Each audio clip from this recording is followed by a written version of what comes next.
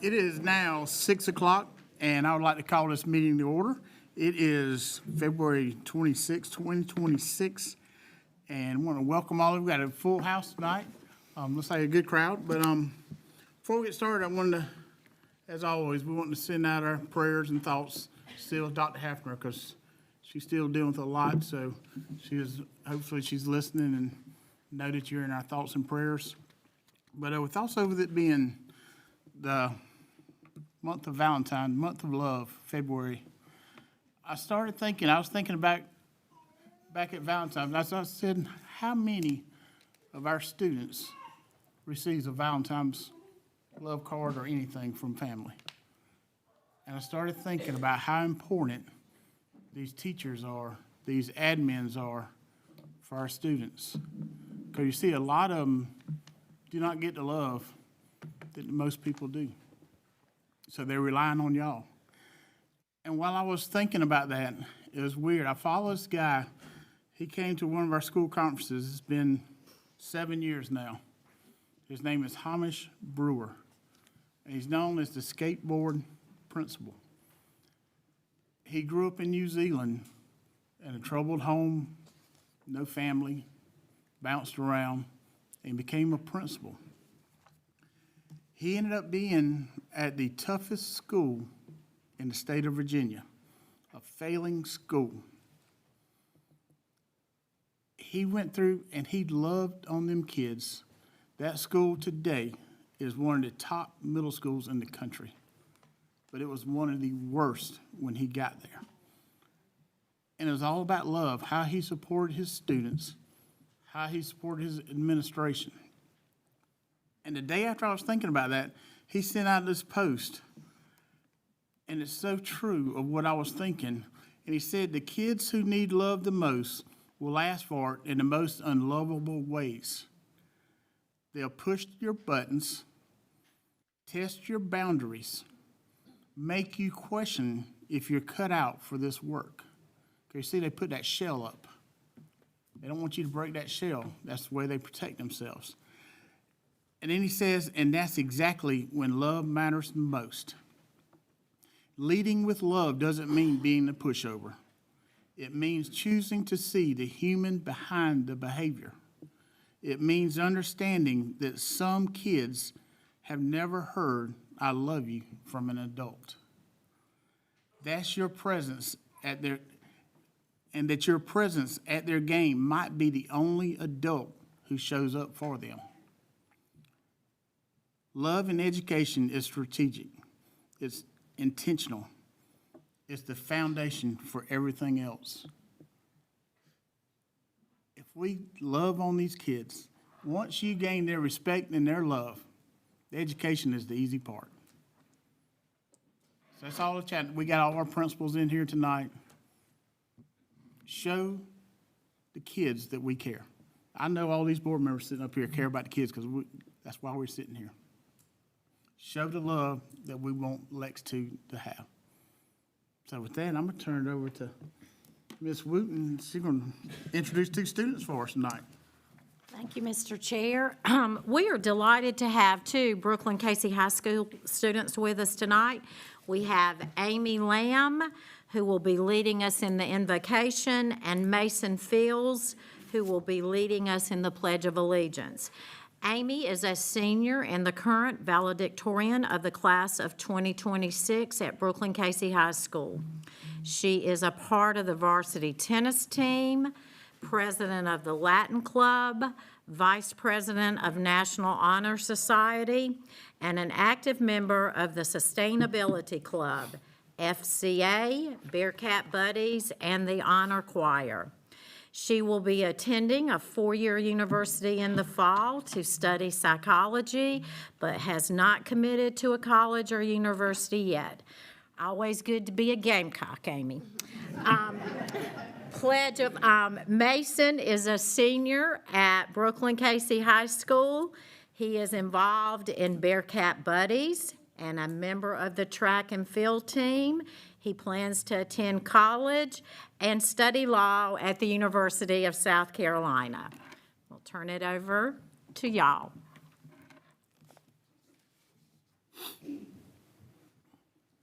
Dear Heavenly Father, thank you for bringing us here safely today and for this opportunity to meet together. I pray that you will guide the discussion in this room tonight, allowing it to be productive and focused. Please give wisdom to these leaders to make decisions that will positively impact our district and community, uniting them under one purpose. In Jesus' name I pray, amen.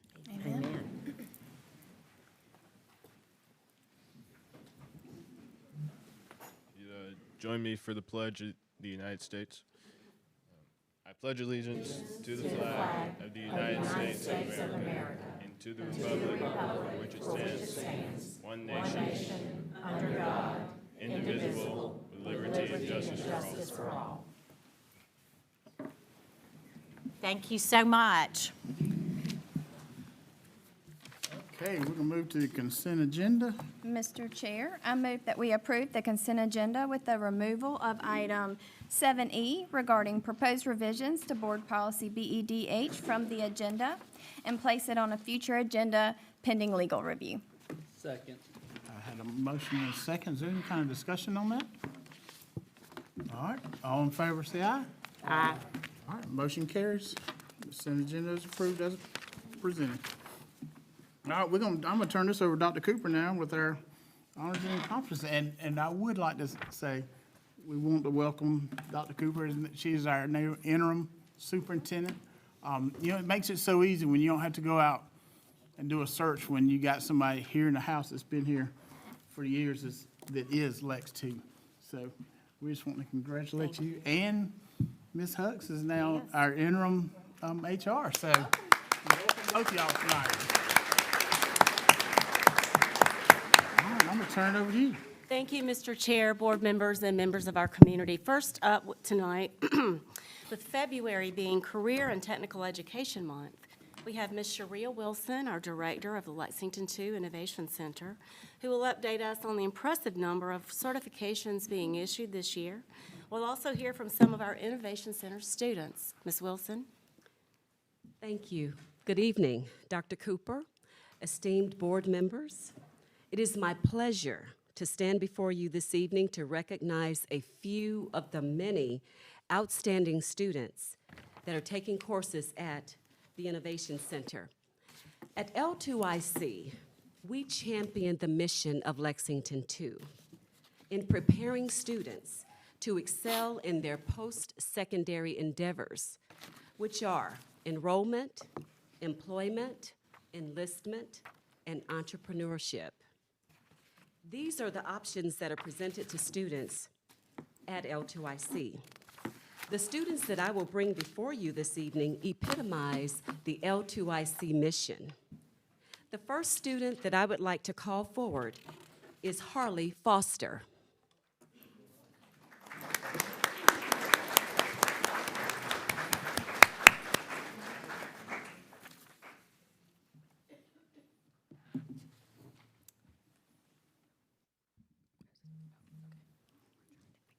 Good evening. My name is Harley Foster. I'm a current student at Airport High School in the LexingtonTwo Innovation Center.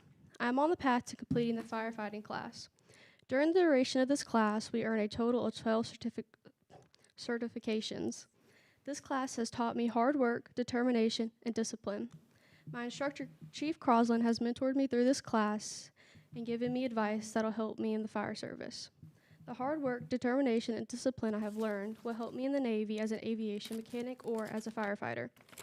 I often get asked how it feels to be a woman going into a male-dominated field. I will have to say it is tough, but the qualities I have learned throughout this course has helped me tremendously. My overall experience as an L2IC student has been amazing. The atmosphere is friendly and welcoming. Once again, I would like to thank Chief Crosland for everything he has taught me, not just about firefighting, but also about life. I would also like to thank Mr. Thornton, the auto mechanics instructor. The skills he has taught me so far will help me as an aviation mechanic. Thank you for taking the time to listen to me. Have a good night.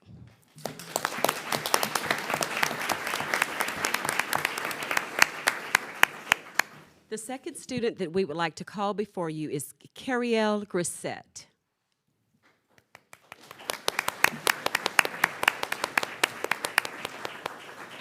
Unfortunately, it looks like Carrielle was not able to make it, but she is a health science completer at the Innovation Center. Next, we have Kia Campbell.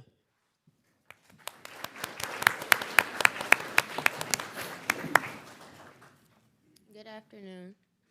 My name is Cadet Kia Campbell, and I am a senior at Brooklyn Casey High School, graduating in May. I am a double CTE completer in GROTC in Family and Consumer Science, and after high school, I plan to enlist in the Navy. My favorite thing about ROTC is that it pushed me outside of my comfort zone and gave me the most support inside and outside of the classroom. My experience as a CATE student has been great because I learned that no matter how shy or awkward you are, that there is always a program personally suited for you and your interest. Thank you.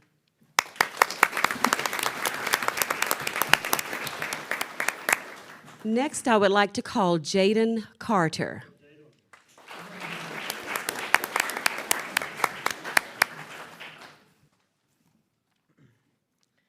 Good evening. My name is Jaden Carter from Brooklyn Casey High School. I am not just speaking on my behalf tonight, I'm also speaking for my peers as well. I currently attend the LexingtonTwo Innovation Center, completing both Firefighting 1 and 2, earning me a total of 12 certifications. My mentor, Chief Crossland, has been an inspiration, both in his training and his dad jokes. On a real note, you can tell Chief is passionate about his craft. Going on to teach us next generation of future firefighters, it takes love and guts to work in a firehouse. My overall experience in this program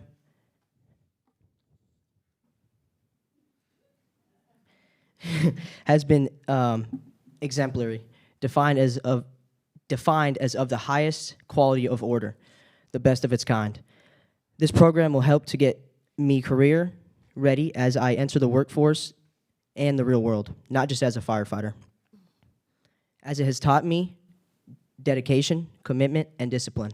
It's also taught me about one's character, leadership, and bravery. After graduation, I plan on entering and applying to Lexington County's fire department as soon as I turn 18. Ultimately, Chief, I love learning how to tie a clove hitch all the way to vehicle extrication, but I may have to leave out hazmat. Man, that stuff is hard. Chief, you've been such a father figure to me, telling us funny stories to giving us real-life advice on things that matter. I hope you are proud of how much impact you've made and are making on many others to come. Chief, and all of the Lexington Innovation Center, we all thank you for the amazing opportunities you give to us students to build a brighter and better future. Thank you.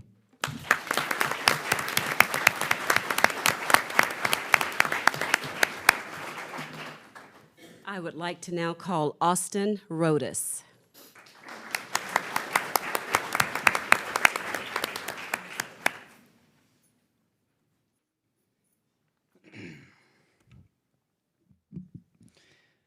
Good evening. I hope everyone is having a good day.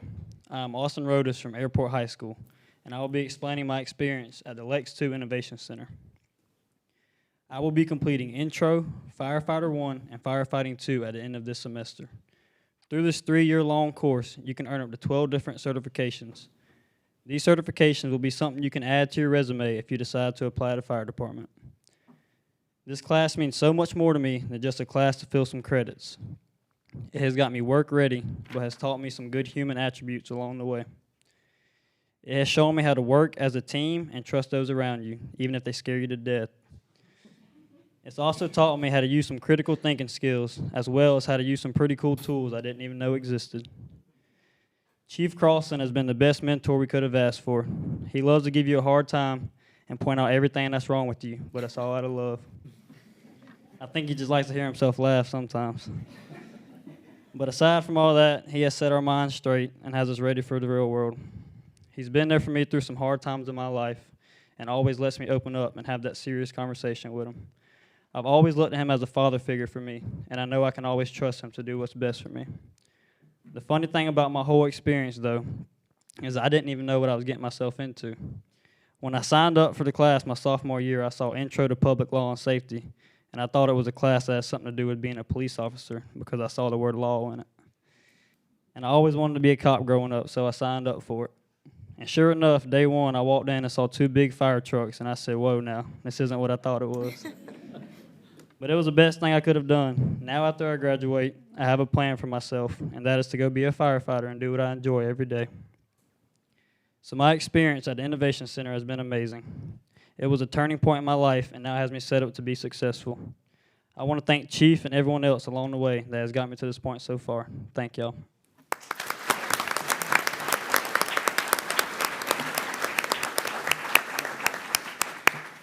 There are two other students that I would like to spotlight in their absence. They had other engagements this evening but were not able to attend. You heard from one of our double CTE completers, but we actually have a minimum of 20 at this point from both Airport and Brooklyn Casey High Schools. But tonight I would like to highlight two exceptional young ladies. They are what we call triple CTE completers because they have completed 3 CTE pathways. So when we say make your electives count, these students have taken that motto very seriously. Reagan Dawkins is a JROTC completer, an engineering completer, and a digital art and design completer, completing 3 pathways.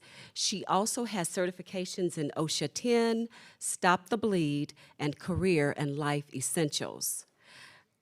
In addition to her CTE honors, she has a 5.0 GPA, and she does plan to attend a 4-year university in the fall. Mia Etheridge is our second triple completer, completing sports medicine, health science, and culinary arts management. Her certifications include healthcare providers BLS or basic life support, heat illness prevention, sudden cardiac arrest, serve safe food handler, and stop the bleed. Please join me in congratulating these CTE students for their wonderful accomplishments.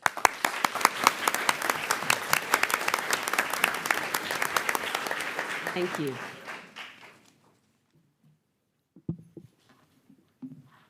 Thank you, Mrs. Wilson, and what a wonderful showing of our students. I think we should give them another round of applause.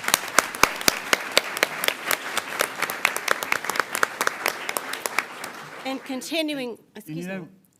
And that's kind of like what we was talking about. You saw students come up here and talk that 2 + 2 = 4 is simple stuff. But the real life things that they just learned in them classes is going to carry them throughout. So kudos to our Cape Center to learn, the kids learn that, and to the teachers that became family to them. Thank y'all. And next, we're going to continue on with Ms. Tiffany All, LexingtonTwo Innovation Center's Assistant Director and Director of Dual Enrollment there. She's going to introduce us to some of additional LexingtonTwo students who have significant achievements this year. Mrs. All. Dr. Cooper, members of the board, good evening. I would like to take this opportunity to provide an update on our early college and dual enrollment programs. I'm pleased to share that we had a very successful turnout at our interest night held at the Innovation Center on February the 10th and the 12th. It is extremely beneficial to share this information with as many parents and students as possible, as this program provides a tremendous opportunity for both.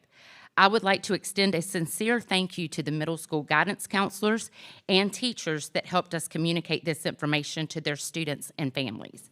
Beginning next week, we will be administering the AccuPlacer test to 68 8th grade students.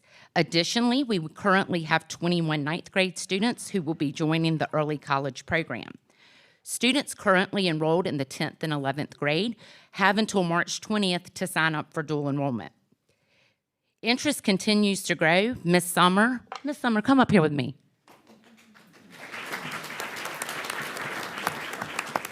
Because I could not do it without you. We receive a lot of emails daily about the interest of the dual enrollment, so we do anticipate a significant increase for next year's enrollment. This year, we have a total of 7 students graduating with their associate's degree. We have 30 earning either a general studies certificate or a health science certificate. And then in addition to this, we have 71 students that are currently taking dual enrollment classes. Without further ado, the reason we're here tonight, I would like to congratulate The first set of students that you will be hearing from are earning their associate's degree. And then we have a few of our 30 that showed up this evening that are receiving their general studies or either health science certificate. The associate's degree is a minimum of 61 credit hours, and the certificates are a minimum of 18 credit hours.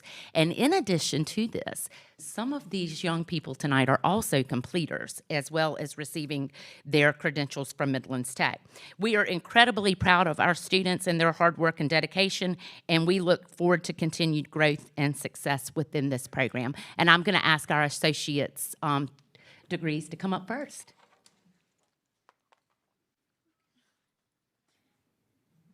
Good evening, everyone. My name is Carolina Redmond Murillo, and I go to Airport High School, and I will be earning my Associates in Arts and Associates in Science this upcoming May.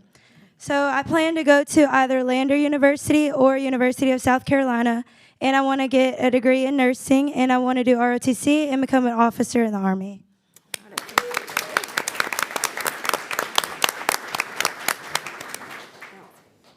Good evening, everyone. My name is Hector Hernandez. I am the student body president at Airport High School. I am so excited to be here, but the main reason I am here is because I'm getting my associates in art with dual enrollment, which I'm very excited for. My plans in the future are to go to College of Charleston, and I currently have joined the Air National Guard, so I'm so excited for that career, and I hope to get my bachelor's in business soon with College of Charleston. Thank you.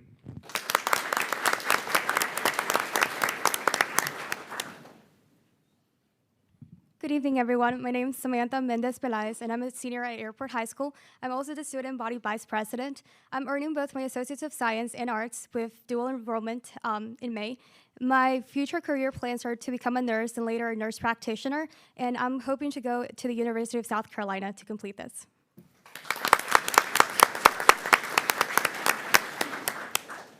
Good evening. My name is Prince Patel. I'm currently a senior at Brooklyn Casey High School, and I'm getting my associates in science.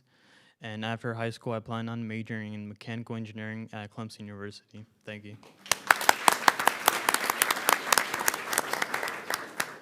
Hello, my name is Olivia McIntosh. I'm a senior at Airport High School, and I'm receiving my associates in science. I am attending Western Carolina University, and I will be majoring in integrated health science to become an occupational therapist.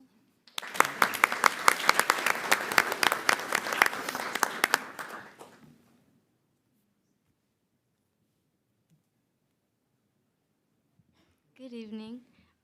My name is Erica Utrera Gonzalez, and I am going to be earning my general studies, a certification for dual enrollment at Midlands Tech. And after high school, I plan on going to Midlands and doing the radiology program. Thank you.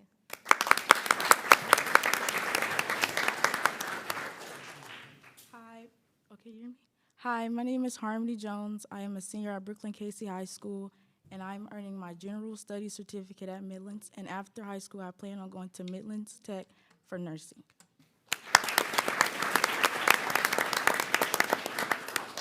Hi, I'm Isabella Lynch, and I'm earning my general studies degree. Most people know me as Major Lynch because I'm also in RTC as well. And I'm joining the Army National Guard. I've already joined, and I'm going to pursue my engineering as well when I get to college. And I'm probably going to go to, most likely, University South Carolina State and go as an officer in the military. Thank you. Good evening, everyone. My name is Nicole Pack, and I have already completed my general studies certificate at Midlands Technical College. I plan, come this fall, I have already committed to USC Aiken for a biology degree.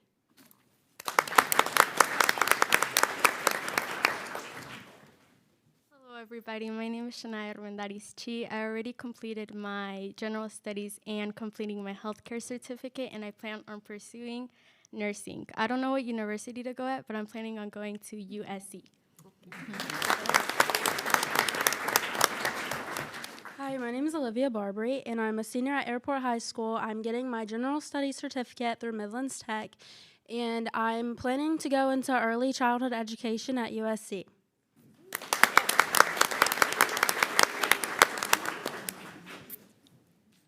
Good evening, everyone. My name is Nigel Yomi. I just received my general studies certificate from Midlands Tech, and I plan on joining the Trojan family at Anderson University so I could pursue my cybersecurity degree.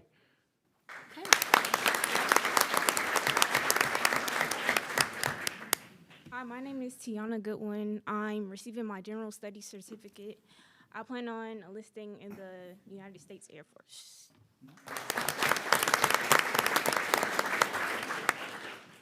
Good evening. My name is Stevie Bennerman. I'm currently a senior at Brooklyn Casey High School. I plan to, I'm getting my general studies certificate at Midlands Tech, and I plan to go to the University of South Carolina to get my bachelor's degree in data analytics.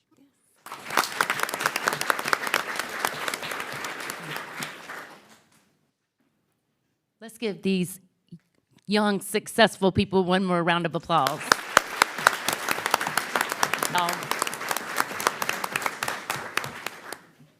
Thank you, students, and thank you, Mrs. All. Dr. Cooper? Yes, If ma'am. I could, Miss All and Miss Wilson, I just want to say thank y'all so much for being here tonight and showcasing what a gem the Innovation Center is. We've all known it, and it was just so great to see all these students and their accomplishments tonight. And we look forward to the future. Thank you. Absolutely. Thank you.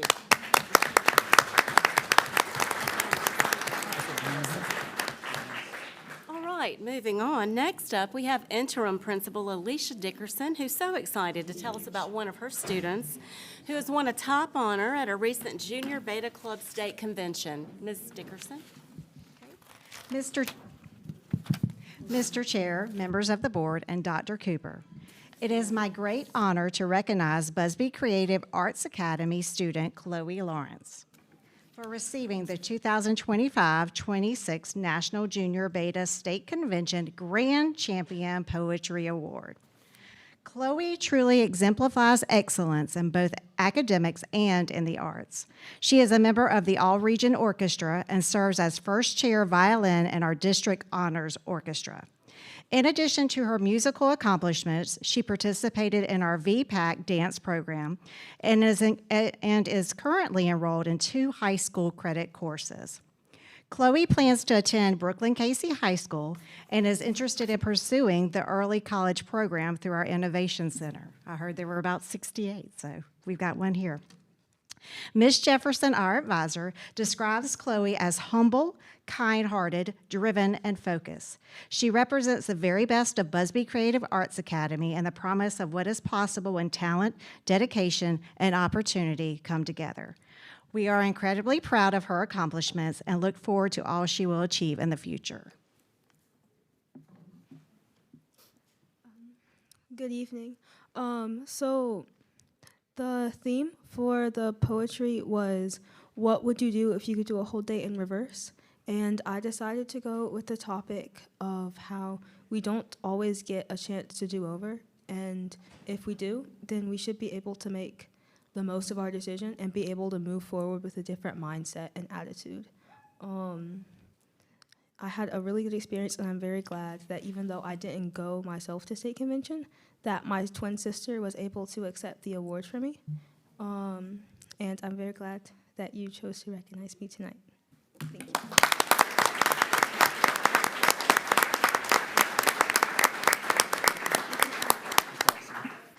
That's a lot of wisdom there.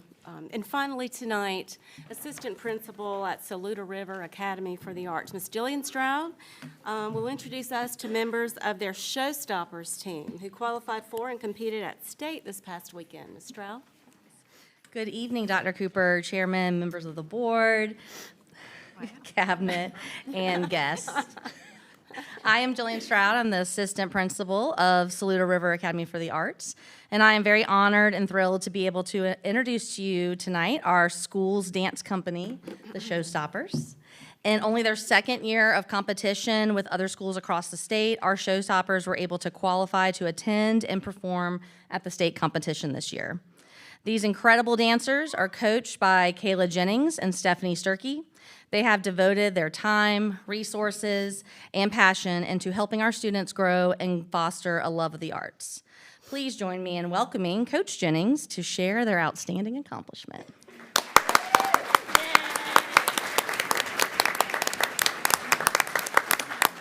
So this group is 3rd, 4th, and 5th grade students who stay after school to learn competition routines. We competed in the jazz and the pom category. We were able to travel and compete at Newberry College.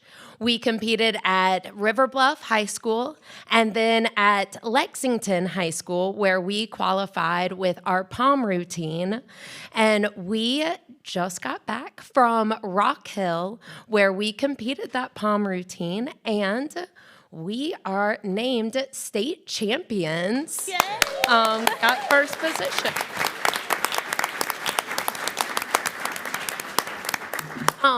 This is a lot of work, and I could not do it without the help of, she's actually our school nurse, Coach Sturkey.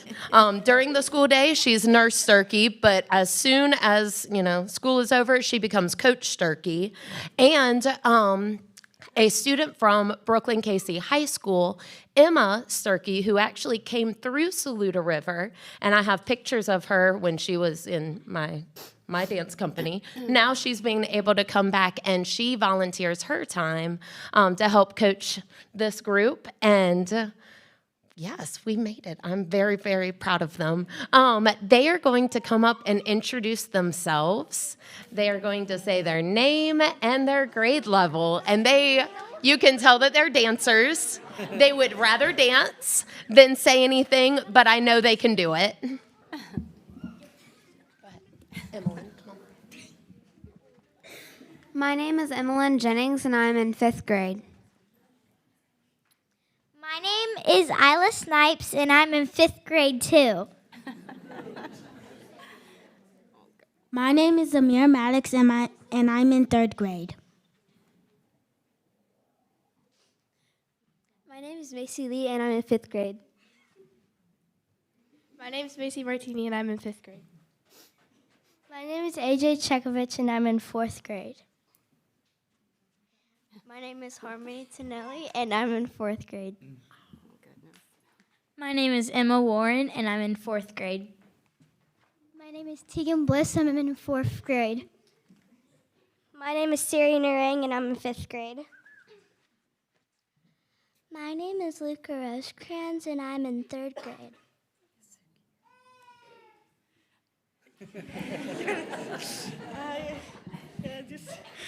My name is Madison Farr, and I'm in 5th grade. My name is Kira Harrison, and I'm in 3rd grade. My name is Xander Narang, and I'm in 5th grade. My name is Sophia Munoz, and I'm in 5th grade. My name is Aaliyah Gunn, and I'm in 5th grade. My name is Caitlin Martin, and I'm in 4th. My name is Gloria Leftwich, and I'm in 3rd grade. We need to give a standing ovation. We need to stand up.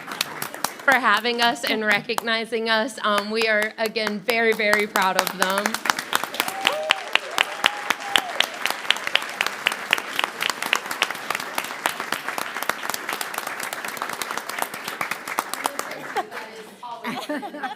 Yes, absolutely. That's fantastic. That is awesome.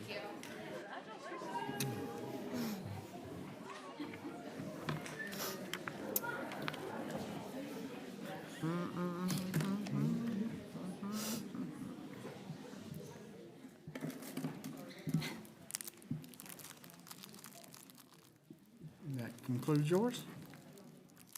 Concludes honors and accomplishments. All right, our next thing is public participation, and I think we only have one tonight. Is that right, Santana? I think just one. Santana, we just got one tonight? All right. As I said, we have one person signed up to speak tonight, and we just ask that no profanity be used. We also ask that you do not use staff or students' names. The board will not give feedback per policy and will receive all comments as information only. So with that, our first person tonight is Miss Melissa Goforth, and she will be speaking on Agenda 12E, which is the consideration of proposed revisions to board policy BEDH, and she'll be speaking on 6D1, instruction of Lex2 Flex update. And Melissa, you have 5 minutes. Thank you. Congratulations and great job, Saluda River. We had some of our Cub Scout family in that group. Very proud of you. Thanks for showing off for our district and doing your best.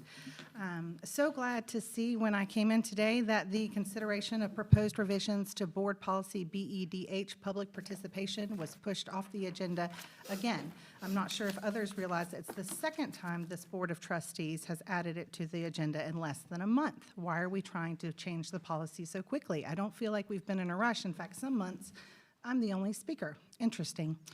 Less than 2 years ago, I remember struggling to get the Lex2 agenda and its supporting documents up available on board docs earlier than the 24 hours required. That didn't go into effect until just November. Policy BEDB states the superintendent, in cooperation with board officers, will prepare the agenda for regular meetings.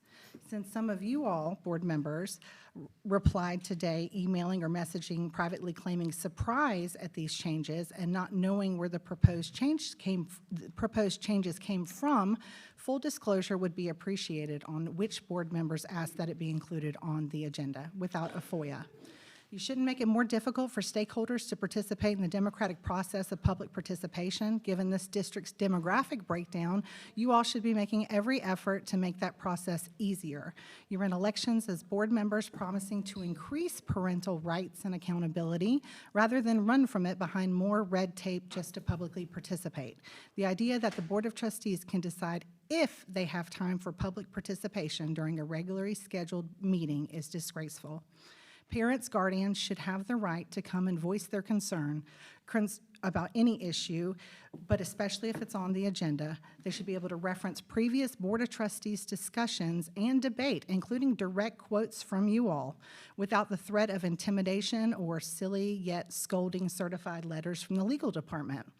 I understand both boundaries and decorum. Instant memories reminded me just today with a picture of my entire Lex2 family in the galley at the State House 6 years ago advocating for public education. Just last month, I sat here as the only non-Lex2 employee in the room for hours during the budget workshop and did not speak a word. Thinking about it today, as a parent, I know that I have made a solid effort to communicate clearly.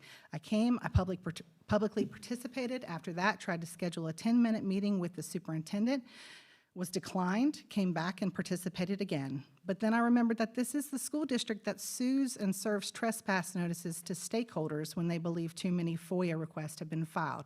I'm referencing that 2017 lawsuit. Tomorrow is VIP Day at Riverbank.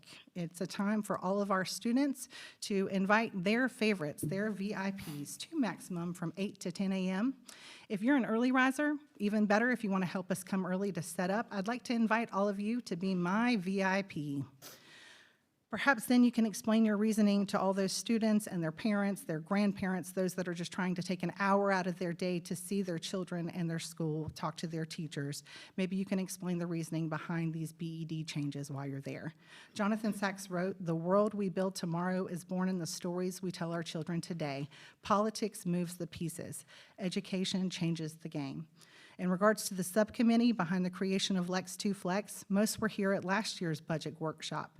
The politics behind that movement is messy and discriminatory, to put it kindly. Many of those subcommittee meetings took place off campus without a Lex2 employee present. Luckily, I guess, there are some participant notes, emails, and a few recordings to help make sense of it all. I'd like to note that if the proposed BED changes were put into place, it'd be nearly impossible to ever talk about that program critically without mentioning a current employee, board member spouse, and city councilwoman. A former superintendent and a former teacher board member are also part of that group. If that policy went into place, I would not be able to ever reference them either. How do you expect to manage that without a conflict of interest? I'm going to leave you with a rhetorical question borrowed from Ms. White of LexingtonTwo's legal team in her deposition with Allison Bars, the former Lex2 employer that's currently suing the school district over allegations she was wrongfully terminated. Up on a billboard, would you be comfortable with what you said? Anybody could read, okay? Anybody in your life, anybody that knows you, people that you go to church with. If they read your comments, would you be okay with that? Thank you. All right, next we're going to have a report from, superintendent report from Dr. Cooper.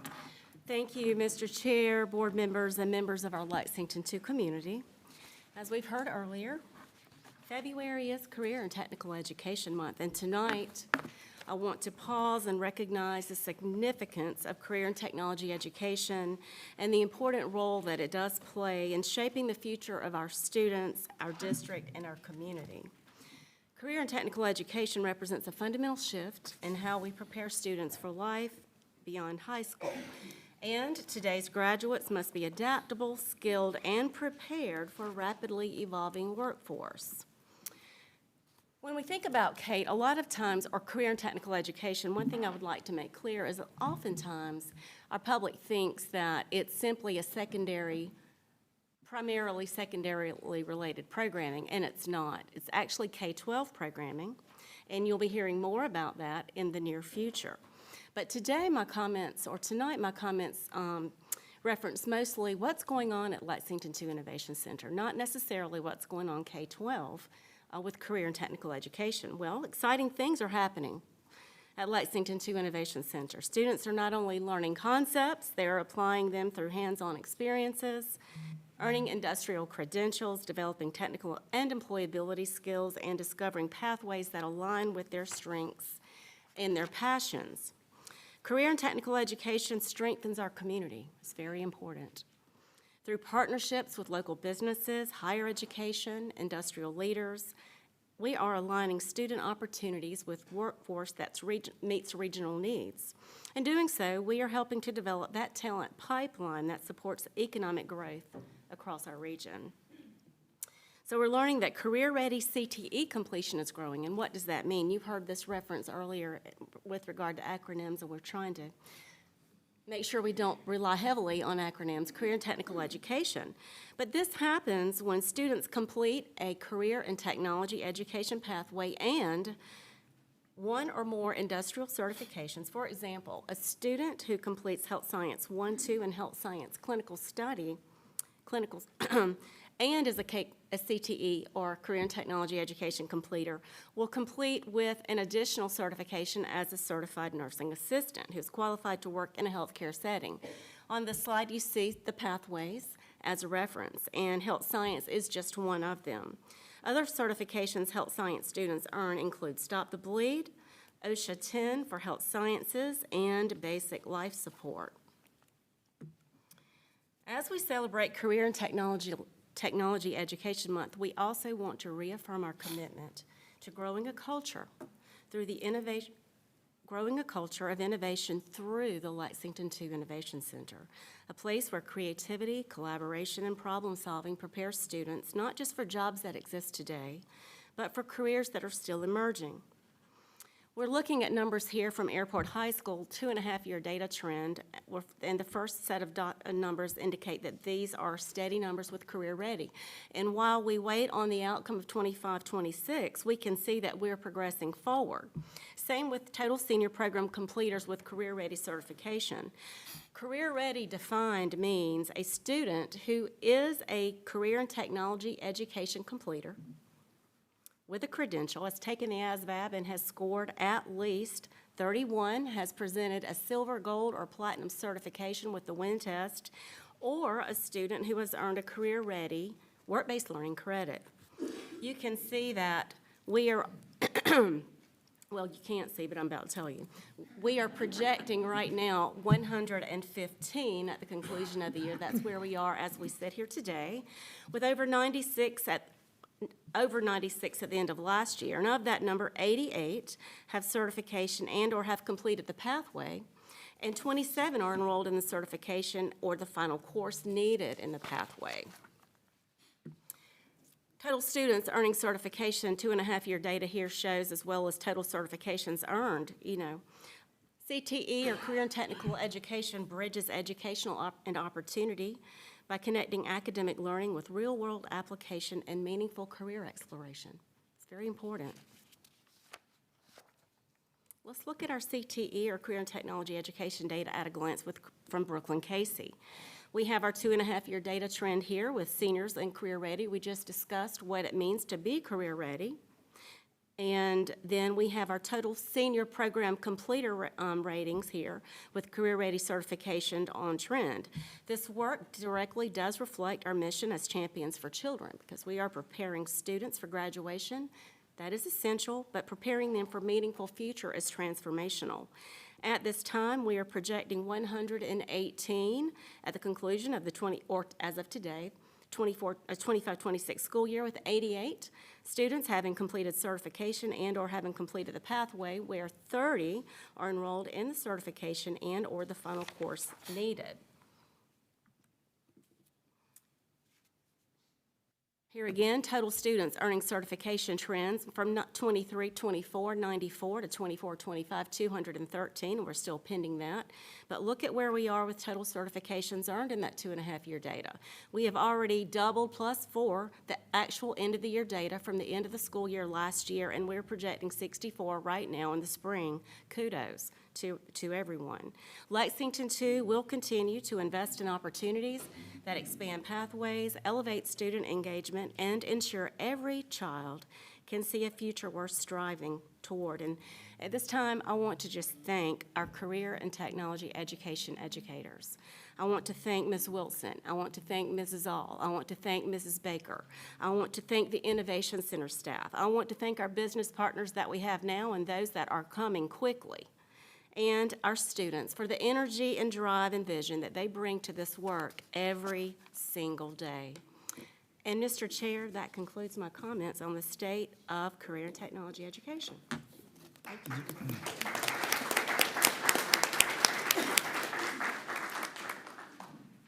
All right, well, thank you. We're going to now turn over to the finance and turn over to Ms. Strickland. Good evening, everyone. I uploaded the January financials last week. Are there any questions about the financials? Okay, could I have your approval for the January financials? Without objection, the monthly financial reports are accepted as presented. Thank you. All right, now we're going to turn it over to Ms. Hugs. Welcome. Thank you, Mr. Chair, board members, and Dr. Cooper. I do have your vacancy report for today. It has changed since the board packets were put together. So rolling into the 26-27 school year, we have 16 support vacancies. We have 33 certified teaching positions that are vacant and 12 special education vacancies. Are there any questions? Mr. Bray. Thank you, sir. That includes retirees that we'll hire back? Yes, it does. Thank you. All right, that concludes that report. And now I'm going to turn it over for instruction to Dr. McDonald. Good evening, Mr. Chairman, members of the board. I'm excited tonight to share some updates with you about two initiatives that we started last school year. As you all may recall, last, I believe in August, it's been that long, you all approved an opportunity for us to request from the State Department permission to grant credit to high school students through an exam. And that work yielded our ability to help students who are behind in their coursework, but also help them get ahead in some things as well if they have that special unique set of talents or they have some extra opportunities that they brought to our table. So just wanted to bring this annual update. As we promised you, we would bring you some information just to kind of see where that project is going. It took us a while, of course, to get the logistics worked out with the State Department last year, but we've been able to make some progress, and we're really excited about where we can go next. The first exams were actually given in the spring of '25, so we had some kids who took advantage of this. And just as a reminder, in order to get a credit, a student has to score a 75% or higher on that exam. And these are pretty rigorous tests. They have been developed by our content specialists, and in some cases, we've been able to purchase an assessment that is commensurate with the requirements of South Carolina and the standards. And so we have a list of these courses that we now have exam capabilities for.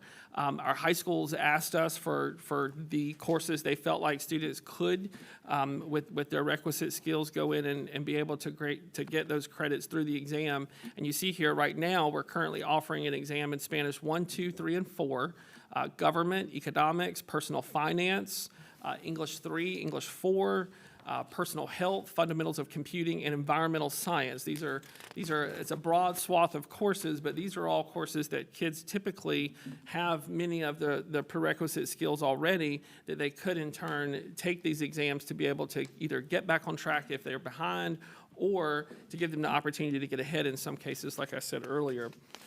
Just to give you an idea of some data about this, so we've given a few exams you can see in those other areas, which will tie into what we're going to talk about with the Lex2 Flex. We have more students who will be taking advantage of those courses in the coming year, especially as they participate in that program. But right now, you can see the list of credits that were earned versus those that were attempted for those non-foreign language classes on the left side of the slide. So we have a few. We've got some work to do, but largely keep in mind that's an assessment that would represent the entire duration of the course in one test. And so it is not an easy assessment by any stretch of the imagination for a student to be able to do. Now that we've had sort of the first administration of what those runs look like, we already know that our students are talking about what that experience was like. They're talking about, hey, here's what I could have done to be better prepared for this. It also gives us an opportunity to look for some prep opportunities, much like you'd prep for a SAT or some other kind of test like that. And that's what we'll be doing moving forward to help our students be ready to take that assessment. I mean, it's a big deal when you think you've got to take a test that's going to capture a whole year of learning in that assessment. And of course, on the right side, this is the one we're pretty proud of. So this is taking advantage of the fact that our students have an interest in language or have those other skills, and this is helping them get high school credit. So what you'll see at BC, we'll use as an example since it's first on the list, we had 3 students who earned 1 Spanish credit, 13 who earned 2, 9 who earned 3, and 5 kids who earned 4 Spanish credits. So from one test, because of where they scored on that assessment, they earned 4 high school credits for Spanish classes, which now gives those students the opportunity to either enroll in advanced placement courses, or it gives them the opportunity to look at dual credit classes. So this, in the long run, will help us expand some of our offerings to students who are in those higher levels. You can see very similarly at Airport, 2, 12, 12, and 12. That's huge. These students did basically 3, what could be sometimes 4 years worth of work in one assessment and got that kind of credit for it. The State Department of Education has given us some guidance on the rigor of the test and how to count those scores. So for this particular one, for the Spanish, we use something called a stamp assessment. A lot of colleges use those tests. And so the State Department actually set the bar much lower than we had set it as a district. So we went back and said, okay, well, if the State Department says this is where we need to be to give these credits, this is what we're going to do. Because initially, we had given our bar pretty high. And so the State Department lowered just a little bit, but nonetheless, we were still able to give these students credits. And it has been really exciting to see that happen for these high school kids as they get these credits. Some of them took the assessment but had already taken Spanish 1 and 2. So interestingly enough, now they have credit for Spanish 3 and 4. Or in some cases, a kid had taken Spanish 1, well, now they have all the rest of the Spanishes they need. And so that helps them get closer to that high school graduation piece. This assessment is also something that we are beginning to give to 8th grade students. You can see here we've done it at 1 site already, and we have the other 3 scheduled to be completed in the coming weeks as we get close to the end of the school year. Fulmer, Northside, and Busby are next, but you see we wanted to include the Pine Ridge results because it's pretty exciting to see that 9 kids will go to high school with 4 Spanish credits already in the bank. So they already have those requirements for graduation, and they have some additional elective credits locked up before they even get there. So it's pretty exciting to see that happen. Here we're talking a little bit about just what the next administration of this is going to look like. Of course, we'll give those tests again in the spring. The high schools are collecting those students who are interested in those assessments. They'll be looking at transcripts to determine which students would benefit from maybe taking an assessment. Perhaps they have strong enough results in their other coursework that they could do this. And of course, we'll begin to look at other exams that we can offer as well. So while some of those numbers on the earlier slide may have said 0, we're not discouraged by that because this was a first admin, and now we're training kids what this process looks like and how to keep moving forward with that. They lose nothing by taking the exam. They have everything to gain if they get that 75 or higher, because then that is going to be the grade that counts on their transcripts. And so for some students, They may not be the ones who are going to be the 4.0 kid. We want them to be the 4.0 kid, but they may be okay with that 75. We do have a process in place where the parent has to agree to accept that credit. So it is something that we're making sure they're very knowledgeable that if you let this go into your transcript, here's what happens on the backside of that. Should you go to college? Should you look at taking an advanced class and situations like that? So that's something that we'll continue to make sure that we're educating our families on about this process. But this is something we think will, in the long run, will continue to add value to this experience to help kids get those credits. And again, as I said earlier, we'll be expanding that work in the middle schools as well. I'll switch gears just a little bit, and then I'll answer all your questions that you may have about both of these exciting pieces. But I wanted to bring to you also an update on the Lex2 Flex program, which obviously was something we put in place for this fall after an extensive work group, worked with the State Department very closely to make sure that everything that we brought and everything that we put in place was in line with law, with policy, with statute, and all of the requirements there for us to be able to offer an opportunity for students to expedite their graduation in some cases, and in some cases to give students the opportunity to shorten their school day so that they could take advantage of work-based learning, they could take advantage of being the older sibling who is the chief caregiver in the family, or giving kids the opportunity to go earn real money in a job and still incentivize them to come back and finish their high school diploma. And so I wanted to give you some initial results of what we're seeing there this year so far.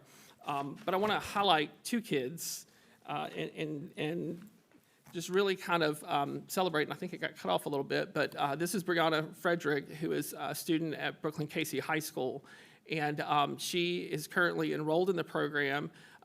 Brooklyn Casey has 5 students who are currently actively enrolled in this program, and Brianna, I think if you read her quote, "I'm glad I did the Flex program because I thought I was a lost cause." I read this and I thought, wow, a student put those words into writing that she thought she was a lost cause. Well, this is proof that when we look at flexible learning pathways, we've got an opportunity to help kids who think that they may not have a chance to graduate, now they can.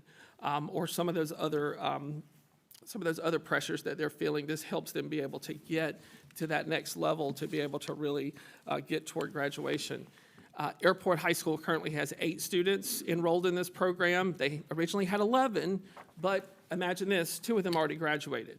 So it actually helps students get to an early graduation as well, so that we can get them further along. This is Christopher Vasquez, and he talked about making bad decisions, and this helped him rethink his decision-making and helping him really stay on track. So this is just 2 examples of our students who are taking advantage of this program to help them get back on track or get further on track toward graduation. Some of our next steps, right now the schools are in the process of recruiting students to participate in this program for next year. Of course, we have a capacity of about 25 students at each school, but we also know that if we get that much and that big of a commitment, we have the capacity to look at more ways to create that flexible learning opportunity. These students are really in traditional setting half a day, if you will. They're really at school about half a day, and they're doing a combination of online learning, sometimes in the evening, independent learning. Some of them are taking advantage of different courses. Some of them are taking advantage of their courses at the Innovation Center. So we're looking at just ways that we can be flexible enough to help incentivize them to want to stay in school and continue to make movement. So that's just a sort of a snapshot, high-level view of where we are with those 2 initiatives, and I'm happy to answer any questions the board may have. Ms. Kessels. There you go. I don't have a question, but I will say just hearing feedback from 2 students shows us how important that is. So. All right. Mr. Bray, you had a question? Yes, sir, thank you. The testing passed their exam or whatever it's called. The kids who got 4 credits or 3 credits or 2 credits, did they take 4 tests? Or is just how high they scored on 1 test? Yeah, great question. So the tests on the left are 1 test. It's set up and it's basically for that course, so it's very specific. The Spanish assessment is designed differently. So it's a stamp ability assessment. Really, it just sort of assesses the overall language of the student. And so it's still one test, but because the way the score is scaled, it gives the opportunity, if you score this, you get 1. If you score this, you get 4. So we have that ability to offer from 1 all the way through 4 courses. I don't know why I turned that off. So what happens with your score? Let's say that you, my world, CLEP. You CLEP all the way to the 3rd credit, and your score is a 87. Do you get 3 87s, or do you get 200s and an 87? That's what you get. You get that score for each of those credits. So yes, the higher you go, the higher that score will be. And we've had several students who scored, I think, close to perfect, if not perfect. Or we had some that scored up there, right, Denise, Rob? We had several who scored very, very high on this. And so the parents were very excited to have the opportunity to get that added on a transcript. Yeah, that's fantastic. Great work. Ms. Burkett? Yeah, I just wondered if you could tell me, I don't remember if we had any part in choosing the subjects that could be utilized this way. But what I'm wondering about is that some things are somewhat finite, like government, for instance. It might be you have to know the Bill of Rights, you have to know the Constitution, et cetera, et cetera. But I'm just wondering about English 3 and 4, because most of the time, in my experience at least, those are credits where the teacher is assigning things to read, students are giving feedback, they're writing papers, they're having classroom discussion. And I'm just wondering how you actually test for that in a capsule form. And I do remember that when my kids took like the English AP exam, it was very specific to like, tell me about Wordsworth and what have you. And if you didn't know about Wordsworth, you were sunk. And so how does that work? It kind of concerns me, the idea of people getting credit for 2 courses of English. So with English standards are pretty similar grade to grade. So when you do English 1, obviously we want every student to have an English 1 real traditional class, because that is the first typical English course you're going to have in high school. The second one is required for accountability purposes, so we can't offer a test for that one. 3 and 4, the standards are pretty much the same. So there are a couple of exceptions, but for the most part, it's the same standards that you were held to in English 1 and English 2. Yes, there are very specific questions that are related to that content, but most of these assessments are very broad, as are the standards for South Carolina. So each one of those English standards is represented in that assessment, and that might be a piece from reading, that may be a piece from a specific author, it may be a specific timeline. There are lots of things within those standards that a student is accountable for, which could make it much more difficult for a student to have that opportunity. One of the reasons that we chose 3 and 4 is because a lot of times those are some of the courses that students are missing when they're off track. So when they're off track for on-time graduation, I made a 85 in English 2. I made a 90 in English 2, but yet I did something and I didn't get English 3. So this gives them the opportunity that if you had a good, strong level of success in English 2, chances are high that you could probably do pretty well on an English 3 assessment. So not always is a student going to take both 3 and 4. There'd have to be some pretty strong skill there for them to get that high of a score on both 3 and 4. So it'd be very rare that you'd see someone who would do it. Now, as I just said that out loud, somebody's going to try this next week and they're going to earn a 90 on 3 and 4. And I think that comes back to that mastery method. If these kids can master the content, they can be highly successful, which for some kids, if I'm behind but I can master it, now I might be able to take an advanced placement class or do a dual enrollment class. So now I'm going to get a college credit, where in our current traditional model, I might not get that opportunity if I haven't been on that honors path along the way. I hope that answers your question. So when you say that the standards are basically the same as they were for English 2, would you give me an example of a standard? Because see, what I'm thinking is you broaden your knowledge of literature, you broaden your knowledge of writing, you have more complex thought, et cetera, none of which can be measured on a test as you're describing it. So like, what would one of those standards be? I'm not going to pretend to know the wording of every standard in English, because that is not my expertise. Ms. Jones-Stark, is there one that comes to mind that you, and I hate to put you on the spot, but I am. Is there one that comes to mind that you can think of that we see that duplicity across the curriculum? English 2, for example, may ask students to interpret an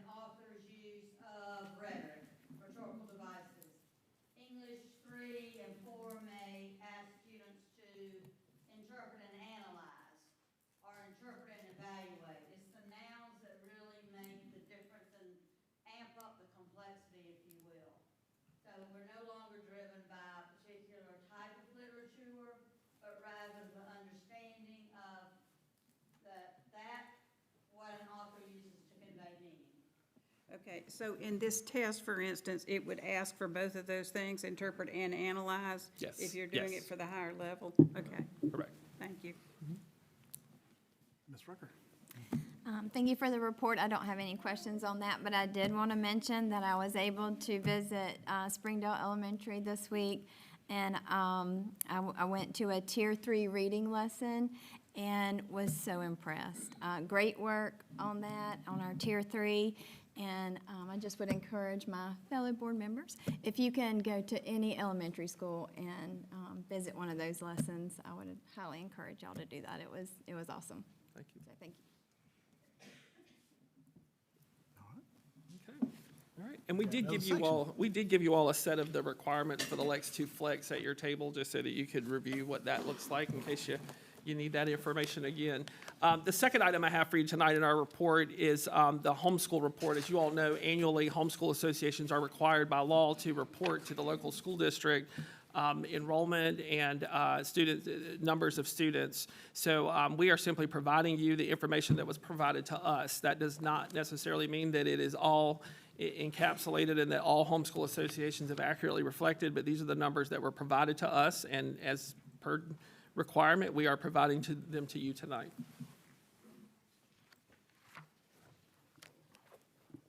All right, any questions on that? I just ask one quick question. Go ahead, Mr. Warren, do we take this into account as we're having our discussion about the number of kids we're anticipating over the next 5 to 10 years? Because we've got a 100% increase from 2019 to 2025. Do we take this into account at all? Yeah, I mean, we do look at that in terms of capacity and, as part of the cohort of students, coming up. It's hard to project really year to year because sometimes folks will make decisions that you're not necessarily anticipating, but, it does factor into some of the decision-making in regards of capacity and space available. Okay, thank you. All right, we're gonna stay over there with Mr. Warren and get an operations update. Sure, thank you. Mr. Chair, members of the board, Dr. Cooper, you have before you tonight another operations update and CPIF progress document. I want to hit a few highlights from the operations update. Facilities and maintenance, work continues there with several highlighted items for you. Flooring at Casey Elementary, also wanted to highlight, the Springdale roof replacement project was bid out and awarded. Came in under our estimated, budgeted amount, so that's always exciting. We'll complete that work over the summer as part of the CPIF, you approved last year. Also in transportation, we celebrated Bus Driver Appreciation Week, February the 9th through the 13th. It's a very, very exciting week, lots of celebrations honoring our phenomenal staff in that department, specifically, our traditional pancake breakfast. We did that on Thursday the 12th at the bus office. Always exciting to get everybody together and have that meal. Dr. Cooper, especially good manning the drink table. She was there facilitating very well, making sure folks were hydrated. So we appreciate, the cabinet members as well, being a part of that. So it was a wonderful event. Technology, we do have Wi-Fi now that is online for our activity buses for students to utilize, especially on long trips, athletic trips. So that is online now for them to utilize to complete work, especially on those long trips for, whether it's, North Augusta or, Aiken, that does have some time on the bus there they can work. Excited about that. Safety and emergency services, a few things there. We completed our lockdown drills already. We do one of those in the fall, one of those in the spring at all of our facilities. Also want to highlight that just this week, Monday and Tuesday, we hosted, and I love you guys, reunification training here on site. I'm not sure this is official, but I like to think of us as kind of the hub for the SRP training, for the Midlands. So we're going to work to make that official because we do host that group a lot, and we had a lot of folks from out of district, other districts in the state, emergency responders, law enforcement partners were here in our PAC auditorium going through reunification training. So excited that we were able to host that and continue our work as our number one priority to maintain safety for our students and staff. Student services, you see a lot of things there going on. especially with school choice being completed, moving that timeline up this year to give us a better idea of that before we get much later in the spring semester. And then lastly, athletics, just a few highlights. I wanted to make sure everybody was aware realignment has been completed for the 26 through 28 academic years. The high school league does this every 2 years. And Airport and Brooklyn Casey will both be in Region 4 3A for the next 2 years. Also in our region will be Camden, Gilbert, Lower Richland, and Swansea. So we're excited about those pairings and what that'll look like for us athletically for the next 2 years. And then have a few highlights there with some of our middle schools performing very well in the basketball athletic conference tournaments. And then wrestling, you see there we had some folks from BC and Airport both qualify for the state tournaments and perform well. And spring sports underway, rocking and rolling. I look forward to exciting spring athletic season. So that's our operations update. Happy to answer any questions about that or the CPIF progress document. Any questions? Ms. Rucker? I just I don't know if I have a question or just a request maybe to be considered. For the MUSC vaccine ban, it says that parental consent obviously is required, but I would like to see the parents present for those vaccines. And I know that might be further discussions, but I just felt like it would be important for the parent to be there. Something we can look into, yes, ma'am. Mr. Bray? If you'll just give an update on the paving, where those top spots are looking at. Yeah, we're looking at the BC High School front parking lot. Also, Bulldog Boulevard needs some work. That's something that's come to our attention that Mr. McPherson's been evaluating. The Airport High School 700 parking lot, and really just looking at some full depth repairs around the district. We did some resurfacing here in the last couple of years with crack sealing and top coating that has held up pretty well, but really looking at mainly Airport and BC, those parking lots I mentioned. Thank you, sir. Any others? Mr. Allen? Just to comment on the region realignment next year, I assume you can take some travel bus schedules out of the budget, and Scott can free that up for some other items, right? Keep them in athletics. But no, that was a good process. We went through an appeal process with Brooklyn Casey, Dr. Jones and his team. Phenomenal job, Coach Clyburn, working through that. It made a lot of sense for us, to be in the same region, both Airport and BC. So we're thrilled how that turned out. All right. So I'll keep on rolling. Keep on. Right. You're in your business now.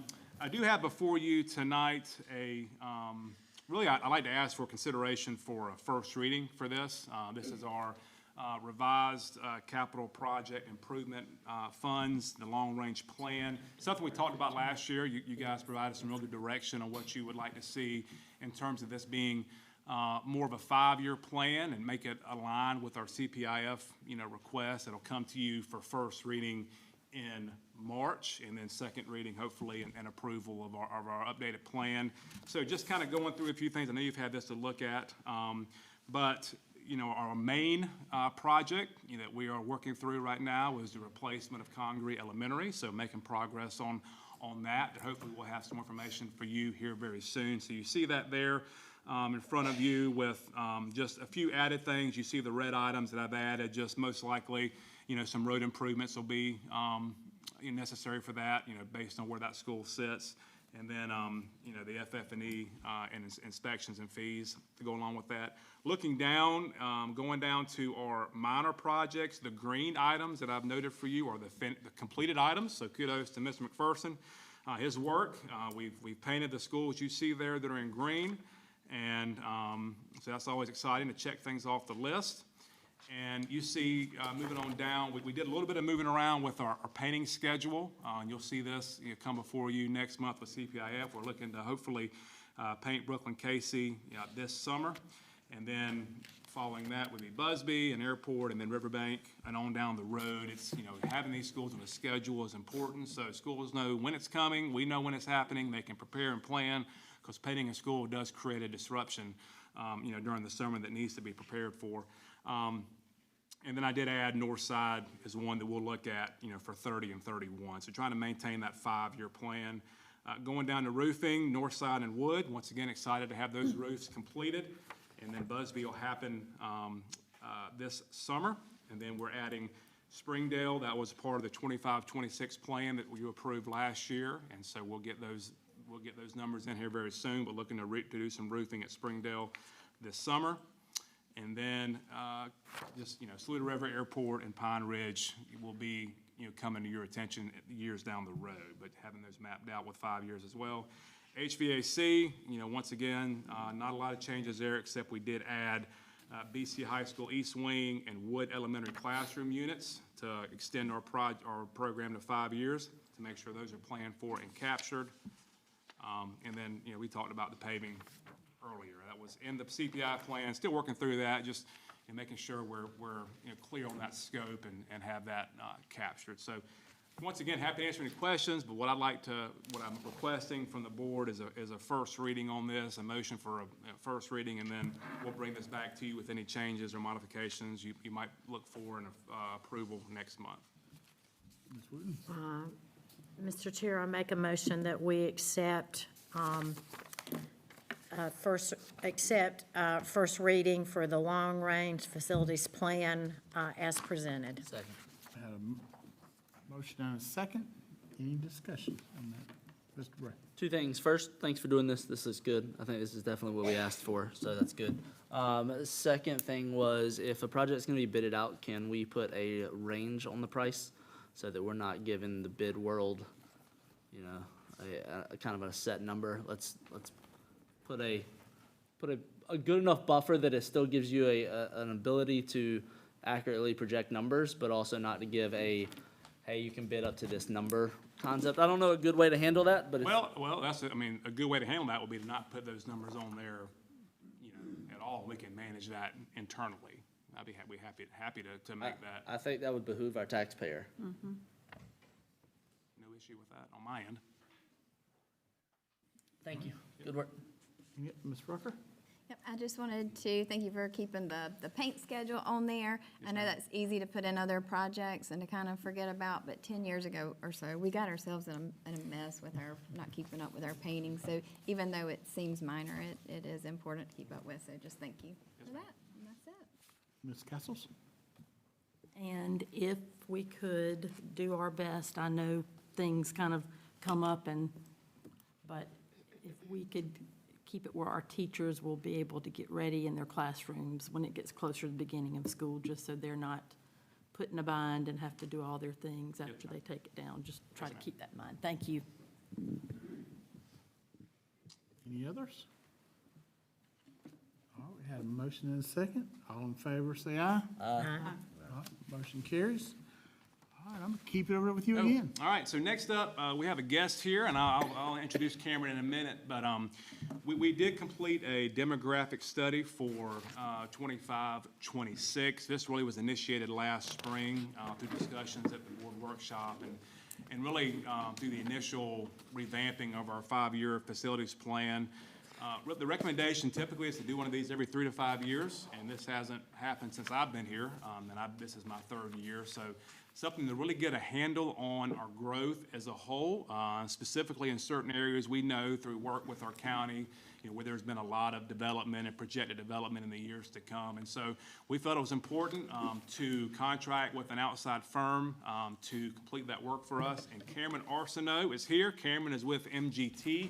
Cameron's from Texas, just flew in today. I picked him up at the airport, so appreciate him traveling to be with us. But he has a presentation to show, and Cameron's will be happy to, of course, answer any questions you have. But these guys have put in a lot of work. They started back in April. They visited with me here on site several times, him and his team. Work closely with our county and their planning office, kind of looking at a lot of things, in-migration, out-migration, birth rates, death rates, all those things that really help capture as best you can. He'll tell you there's no exact science to projecting numbers, but ultimately we appreciate their work and look forward to Cameron's presentation. So Cameron, the floor is yours, sir. All right. Like I said, my name is Cameron Arsenault. I'm a demographer with MGT, been with the company for a little over 3 years now. Based out of Texas, but we work with districts all over the country. We're working on a facilities master plan right now for Richland 1. I've also been in projects multiple districts in Spartanburg County and other areas of the state. But yeah, like, we've been working with your district since about April. Just getting the, started with the spatial and tabular data setup, just gathering all your student data and processing with our GIS software. Again, we researched active residential development projects that involve visiting on site, discussions with the county planning department, make sure we're capturing everything that's happening now and likely to happen within the next few years. We took the student data that we processed and did some demographics analysis of it, and then kind of at the end, put it all together and develop resident forecast by grade and by attendance area for the next 5 to 10 years. Excuse me. So this is just kind of a quick overview of like what our process, our formula looks like. Essentially, everything you're seeing here, that's exactly what I'm putting into our software to generate your forecasts. The core building block is your current and then 3 years of historical student data. We use that along with birth counts by zip code in your district to predict the size of future kindergarten classes. We kind of analyze the mobility, the movement between grades to predict what's going to happen to those class sizes as they move through as time goes on. And then we'll also generate, unique student yield factors for your district based on the new homes that have been built within the past 5 years. Then you put all that together, and then you generate your forecasts. So to start with the student data analysis piece, again, we have a very extensive verification process, just make sure everything that's accurate. We have a consistent timestamp. The trends that are being shown, those are accurate trends from the same point in time. Then we go in and geocode the students. You can see them right there. That's 4 years of student data points that we've mapped. And then we use that to kind of break your district up into study areas. We cut about 202 for your district of about 25 to 50, in some cases up to 100 students each. That's the level that we do our analysis at. So like any residential developments, that's going to impact the forecast in that study area. If a neighborhood certainly has like low turnover, high turnover, that's going to get captured at the study area level and then combined to create the forecast. So it's just kind of a density heat map showing where the most dense pockets of your students are. As you're probably expecting, a lot in the northern part, especially right in the center. I believe there's a decent cluster of apartments up there. And then kind of a little bit more sparse as you get further south, but still some pockets of dense students where you still have some kind of traditional suburban style neighborhoods down there. So we call this an attendance matrix. This just kind of gives you the opportunity to compare where students reside within your district versus what schools they're actually enrolled in. So if you look at that first row, in the KC elementary boundary, there's about 1,039 pre-K-5 students that reside there. Of that, if you read across the top row, there's 871 students that actually attend KC, and then 12 that transfer to Congaree, 15 that transfer to Herbert Wood, 40 Riverbank, and so on and so forth. This could be for programmatic reasons, if they're children of a teacher, any number of things. And then if you read the enrollment columns down, so for example, for KC, there's 871 students enrolled that live in KC, 7 students enrolled that live in Congaree, 14 in Herbert Wood, and so on. And then at the end, we add in 16 students that are transferring from outside your district, whether another district in Lexington County or somewhere else. 14 students that are enrolled in your 3K program, for a total enrollment of 940 students at KC. We performed the same analysis for your middle and high schools. And then this is a utilization analysis. This compares those residents versus enrollment numbers looked at, examines them through the lens of what your school's actual capacity is. So for example, KC has a capacity of 1,250. If all of the students that reside in the KC boundary attended, you would have utilization of 83%, but in reality, with the 940 students enrolled, that's about 75%. You can see there's 39 students that transfer in from within the district, 168 that transfer out to other Lex2 schools, and then 16 students that transfer in from outside the district. All right. And now we're going to get into those three factors that we discussed earlier that go into creating your forecast. So here we have, this is all of the births in each of the zip codes that make up all or part of Lex2. You can see, and this goes from students who are born in 2015 to 2023, which is the latest year that we were able to get data. So you can see overall, in total, it's been pretty consistent. Not really a ton of growth, not really a ton of decline, though, which you're seeing across a lot of the country. Overall, this year actually is kind of uniquely a little bit low, but outside of that, it's pretty consistent. In the median next year goes up a little bit, then up a little bit more, back down a little bit, and then after that, we're projecting that it'll kind of stabilize. So that's going to cause your future kindergarten cohorts to be roughly, before taking into account residential development, roughly about similar sizes to what they are now. So ability factors, this is determined from that 4 years of historical mapped student data that we processed. It kind of tracks the percentage gain or loss for each grade level, and we apply it at the elementary attendance area level. So if you see right now, for example, if you start with 100 kindergarten students at KC, with a mobility rate that we determined of 1.07, that means that applying that to the forecast gets you 107 first grade students in the next school year, and then so on. You can see kind of similar trends that we've seen a lot across the other districts you've worked with in South Carolina. It's kind of a mix in the elementary schools. Some attendance areas grow a little bit, some shrink. But then once you, the trends kind of solidify, significant growth from 8th to 9th grade. That's pretty standard. Students that might have attended, been homeschooled, or attended private parochial schools, but then are transferring to attend public high school, but then drop-offs from 9th to 10th and 10th to 11th. Students potentially go to alternative programs. Student yield factors, this is the final piece. Again, this is determined looking at homes that were built in the last 5 years across different housing types. So for single-family detached homes, we generate a yield factor of 0.347. That means Lexington2 could expect to gain 34 students for every 100 new single-family detached homes that get built in the district.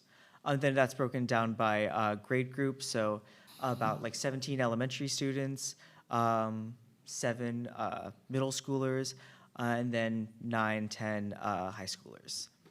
And that's, again, pretty consistent, probably on the lower end. What we see, which is kind of typical, you're a little bit closer to downtown, so that's oftentimes people that are moving there are potentially empty nesters, not necessarily families with children as much.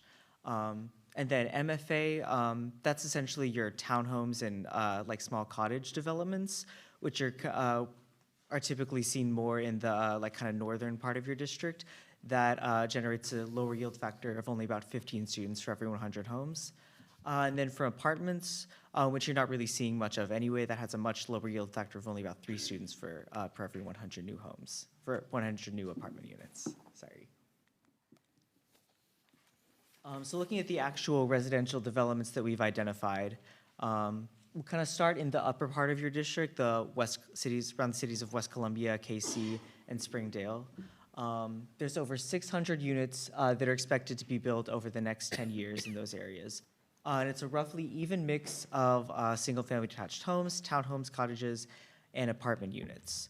But if you look kind of at the table, most of the single-family detached homes are kind of developments that are happening right now. Mostly, the biggest numbers are coming from Pinecrest and the cottages at Roop's Pond.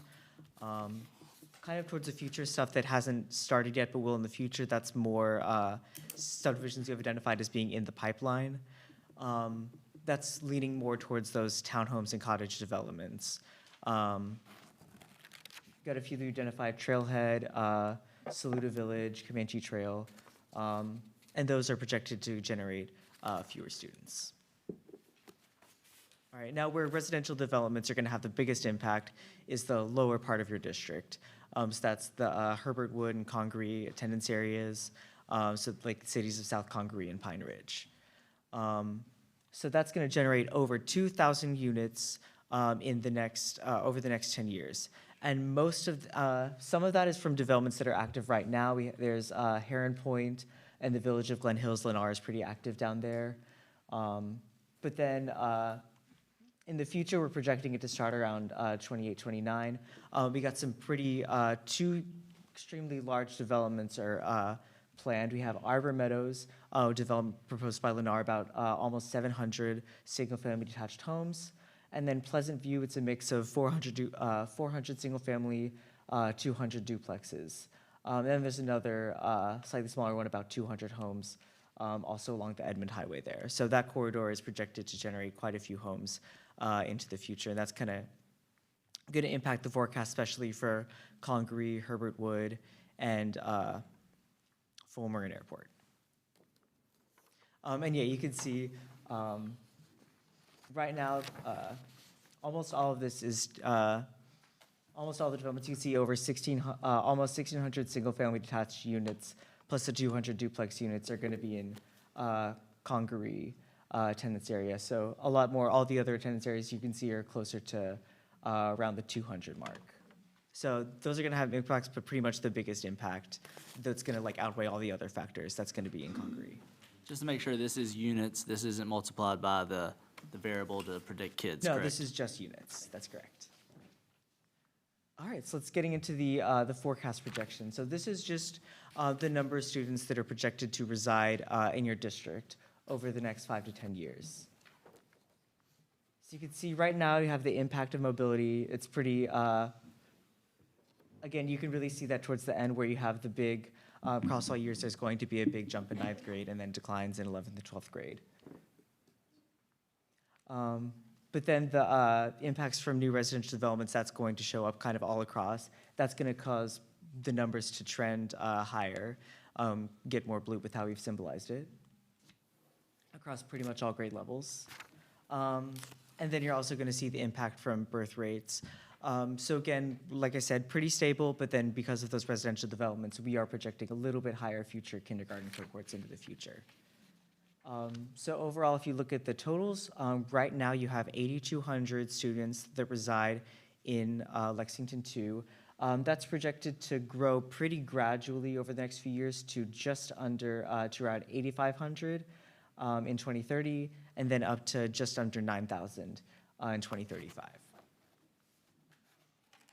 So you've added it back in the students that were not included in your forecast. That's the students that transfer in from outside the district. So adding those back in, that's brings the total students that are enrolled in Lex2 to 8,442 students. Again, that's going to grow to 8,700 in 2030, 9,200 in 2035.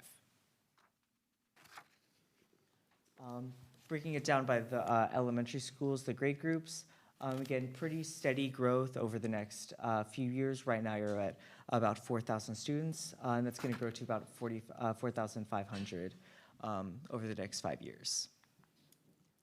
6-8, again, that growth that's happening, the next few years are projected to be pretty stable, with that growth more kind of over showing up in the future as those larger kindergarten cohorts eventually move through. 9-12, actually, you're projected to see a little bit of a dip in the next few years, kind of from right now, total of 2,420 students going down to about 2,300 students between now and 2030, but then that trend is going to reverse, it's going to pick back up in the future. So this is what those trends look at the study area level, what I mentioned earlier, just over the next 5 years. As you can see, it's kind of scattered a lot all across your district with no like huge like trends in any one area. Again, you can see some of those areas that have development now. Again, like Heron Point, Glen Hills, those study areas are projected to see some growth. But then this is just looking at the 5-year mark. So once you get into the 5 to 10 years, some of those areas in the kind of in the furthest, those like really large ones in the furthest west part of your district, those are going to see tremendous growth and would be red if we were looking at this through the 10-year lens. So now at the elementary school level, again, pretty stable over the next few years. Pretty much all of them are expected to either be stable or grow a little bit. Between like about like 1% or 10%. The exception, obviously, as you can see, is Congaree. That's projected to grow, and this is only looking at students that are currently zoned, so only students that are in grades 2 through 5. That's projected to grow by 30% over the next 10 years. And it's projected to exceed its capacity of 450 in 2030, and then go almost 100 students over by 2035. Middle high school, again, seeing decent amount of growth, especially at Fulmer because of those residential developments. But again, all of the schools are projected to still be operating under their capacities. So stuff that's relatively manageable. All right, so overall, looking at the total, just to reiterate, looking at your resident students, about 8,200 in 25-26, what we have now. That's going to grow to 8,500 over the next 5 years, and then almost about 9,000 over the next 10 years. So that's kind of steady growth, just about 10% of what your current size is between that 10-year time frame. Then, as I said, nearly 30% more students are expected to reside in the Congaree attendance area by 2035 from those large proposed residential developments that we've added into our forecast. And the school is expected to exceed its operating capacity because of that, its current capacity in 2030. Other elementary schools are expected to remain stable or grow slightly due to those kind of like steady but slightly higher birth rates and the impacts from the smaller residential developments that are still active and still bringing families in. Middle and high school populations are expected to remain pretty stable over the next 5 years, just because the elementary cohorts are kind of similar in size to what those schools are seeing right now. I'm not going to see too much change there in the immediate term. All right, now I'll turn it over to you all. Happy to answer any questions. Any questions? I have two. First question is the capacity, presumably that's from us, is that meeting our current ratios, student-teacher ratios that we have in policy? The building capacities?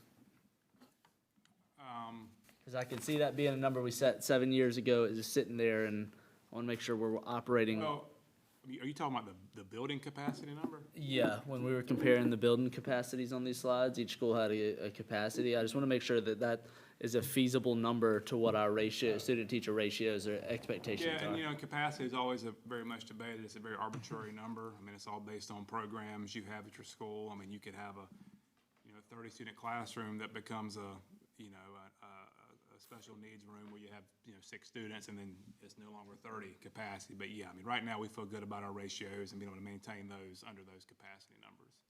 And then the next thing, you can close your ears if you want on this one, but I think it behooves us, since we have the same taxpayers as all our municipalities, to share this data with them, just proactively let them have this, because there's no reason for them to be paying for the same thing when we could be sharing it to each of them.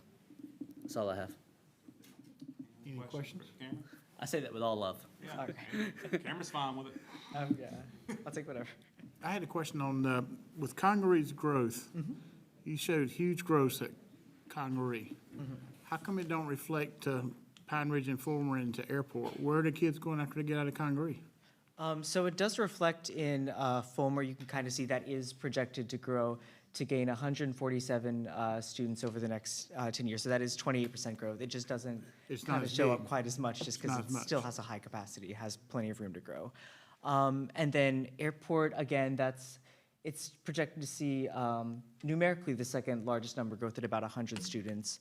But that just kind of overall gets diluted because it is a high school. There's a higher population overall.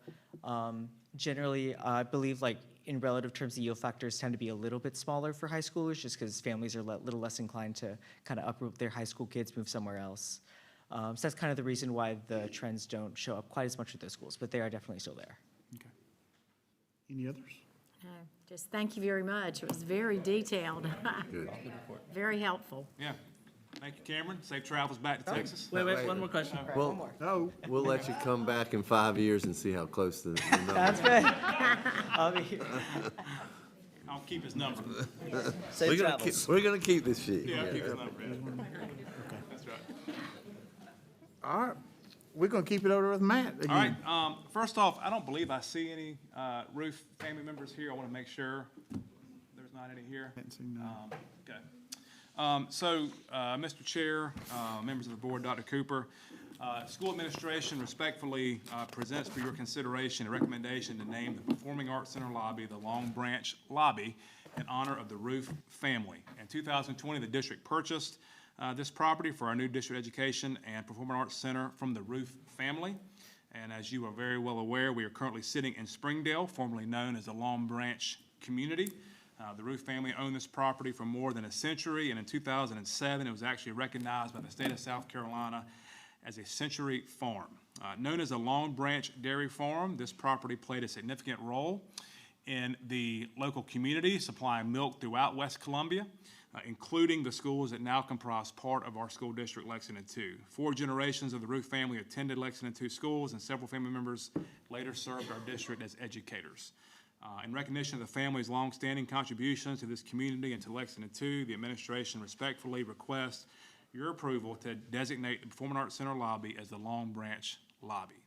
And just as an aside, we have met with the family, talked them through this. Obviously, they're very excited about it, and we looking to do some signage right across from where the dedication plaque is, right there in the lobby, with some photos of the dairy, a little bit of narrative about the dairy, and so very excited about this prospect, and look forward to any questions you have about it.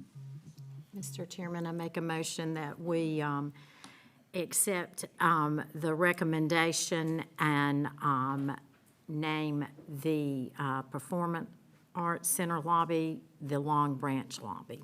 All right, had a motion and a second. Any discussion? All right, all in favor say aye. Aye. Motion carries. All right, I think we're gonna give you a break for a little bit. I'm gonna turn it over to Dr. Cooper. Thank you. Thank you, Mr. Warren. That was great. There's been a lot of discussion about e-learning lately, and wanted to provide a point of clarification with regard to the requirements of the school district. It is our responsibility to comply with the State Department of Education requirement to have a thorough plan of e-learning that can be rolled out at any point. And we will continue to do that. It is our preference, though, that when we have inclement weather, that we would make up those days.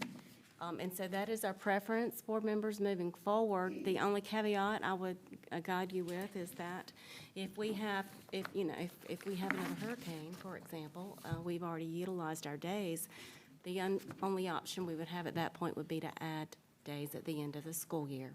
So I want you to know that we'll continue with our plan, our thorough plan of e-learning. We will continue to provide professional development to our educators in the summer before school starts so they know what to expect. And it will be our preference to make up days rather than roll out e-learning, and that if we do utilize all of our make-up days and we do have additional inclement weather, we will come to you asking you for additional days in the academic year. Are there any questions? Thank you. Yes, sir. Yeah, do we practice the e-learning? Because that's some of the feedback last time. Okay, they were at home and parents couldn't get signed on and all that. And Dr. McDonald will respond. So that is our request. This year, with some of the changes that were made into our e-learning plan, we asked schools to educate teachers, to talk with students. We start watching that weather a week out, and so if there's any chance, we start telling schools prep devices, prep kids, get things ready. So it's, in a perfect world, that's exactly what would happen. So that is something that we've asked our schools to make sure that they consciously do, that they're logging in, they're checking devices, they're making sure that things are working so that when we send them home, they'll have some level of success at that opportunity. I just had one other follow-up, and this wasn't the last time, but another, I guess it was last year on the e-learning. Some of the complaints I heard was a parent, I had to work on Friday, the assignment was due Friday, and couldn't I had it all weekend to do? Is that, who makes the decision on when the e-learning assignments are due? So students always have time after the e-learning day. They have a timeline to be able to complete those assignments and materials. So there's not due immediately the end of that day. There's always an extension because we recognize that sometimes families don't have power. We recognize sometimes there's not an adult that can help them finish. So there is that flexibility that there's always that additional time after.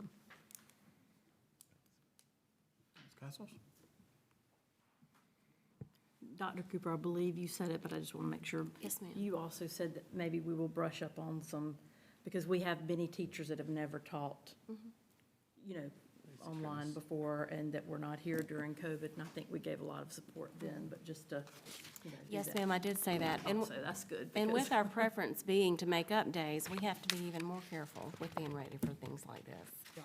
You heard me correctly. Thank you. Yep. That's all I have. Dr. McDonald, the feedback that I got from teachers was that parents at home, many of them could not figure out how to log on, that there was a real breakdown in that.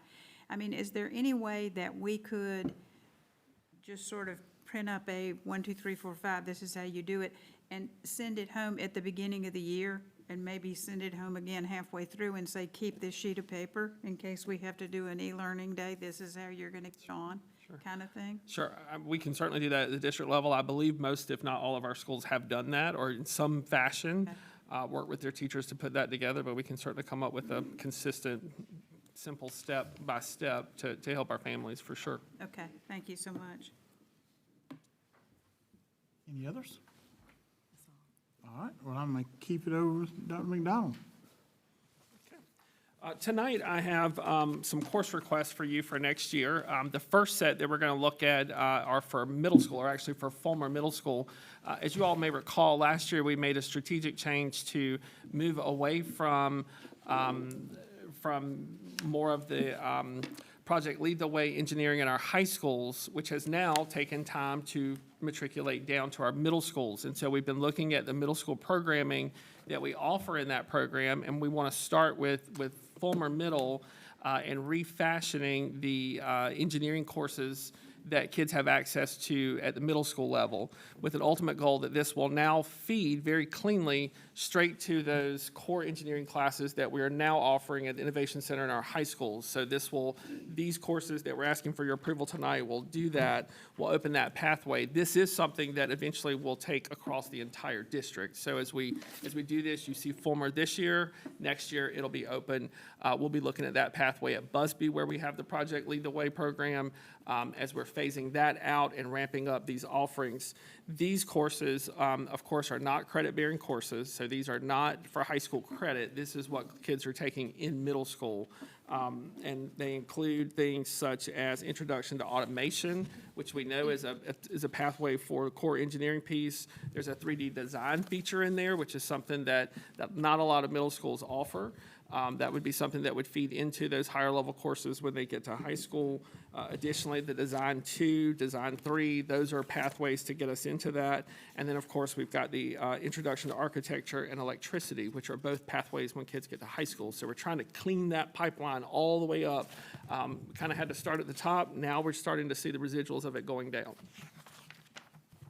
So I would ask for approval on those. The second approvals for you to consider tonight are for the Innovation Center, as we've been evaluating our staffing and looking at some additional opportunities to expand programming there, and really looking at some ways that we can even extend programming for, in this case, really to start with our 10th graders, because as y'all may recall, students who want to enter our cosmetology program or our barbering program, those are 11th and 12th graders.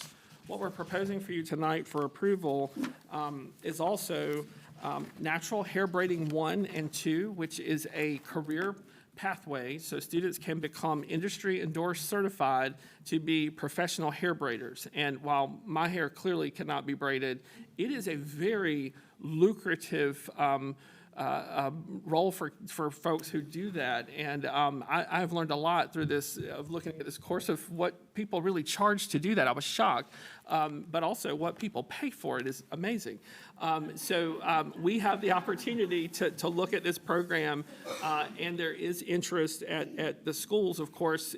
After you approve tonight, now the job becomes to go to the schools to recruit the students to fill this program, and we have that without, it's just basically reshuffling some of our current staff, a staff vacancy actually, to be able to offer this. So if I'm a student, I can take Hair Braiding 1 and 2 in 10th grade, in 11th grade, I can go to barbering or to cosmetology, and now I have 2 industry areas that double certify me in the state to be able to do that.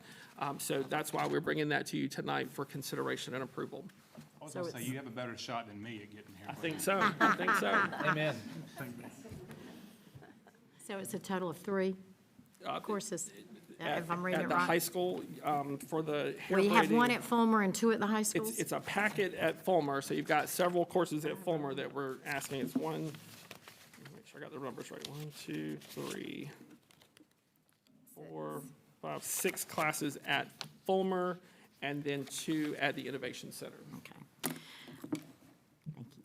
Mr. Chairman, I make a motion that we accept the administration's recommendations for the new course request, a total of 6 classes to include Fulmer Middle School and the LexingtonTwo Innovation Center.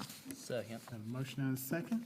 There's some discussion, Ms. Burkett. I just wanted to ask Dr. McDonald, these sound great to me, these sort of pre-engineering courses. I'm an engineering mom, so I totally get it, and I really do think, thinking back many years to my son who was bored to tears in middle school, that this would have been really intriguing to him.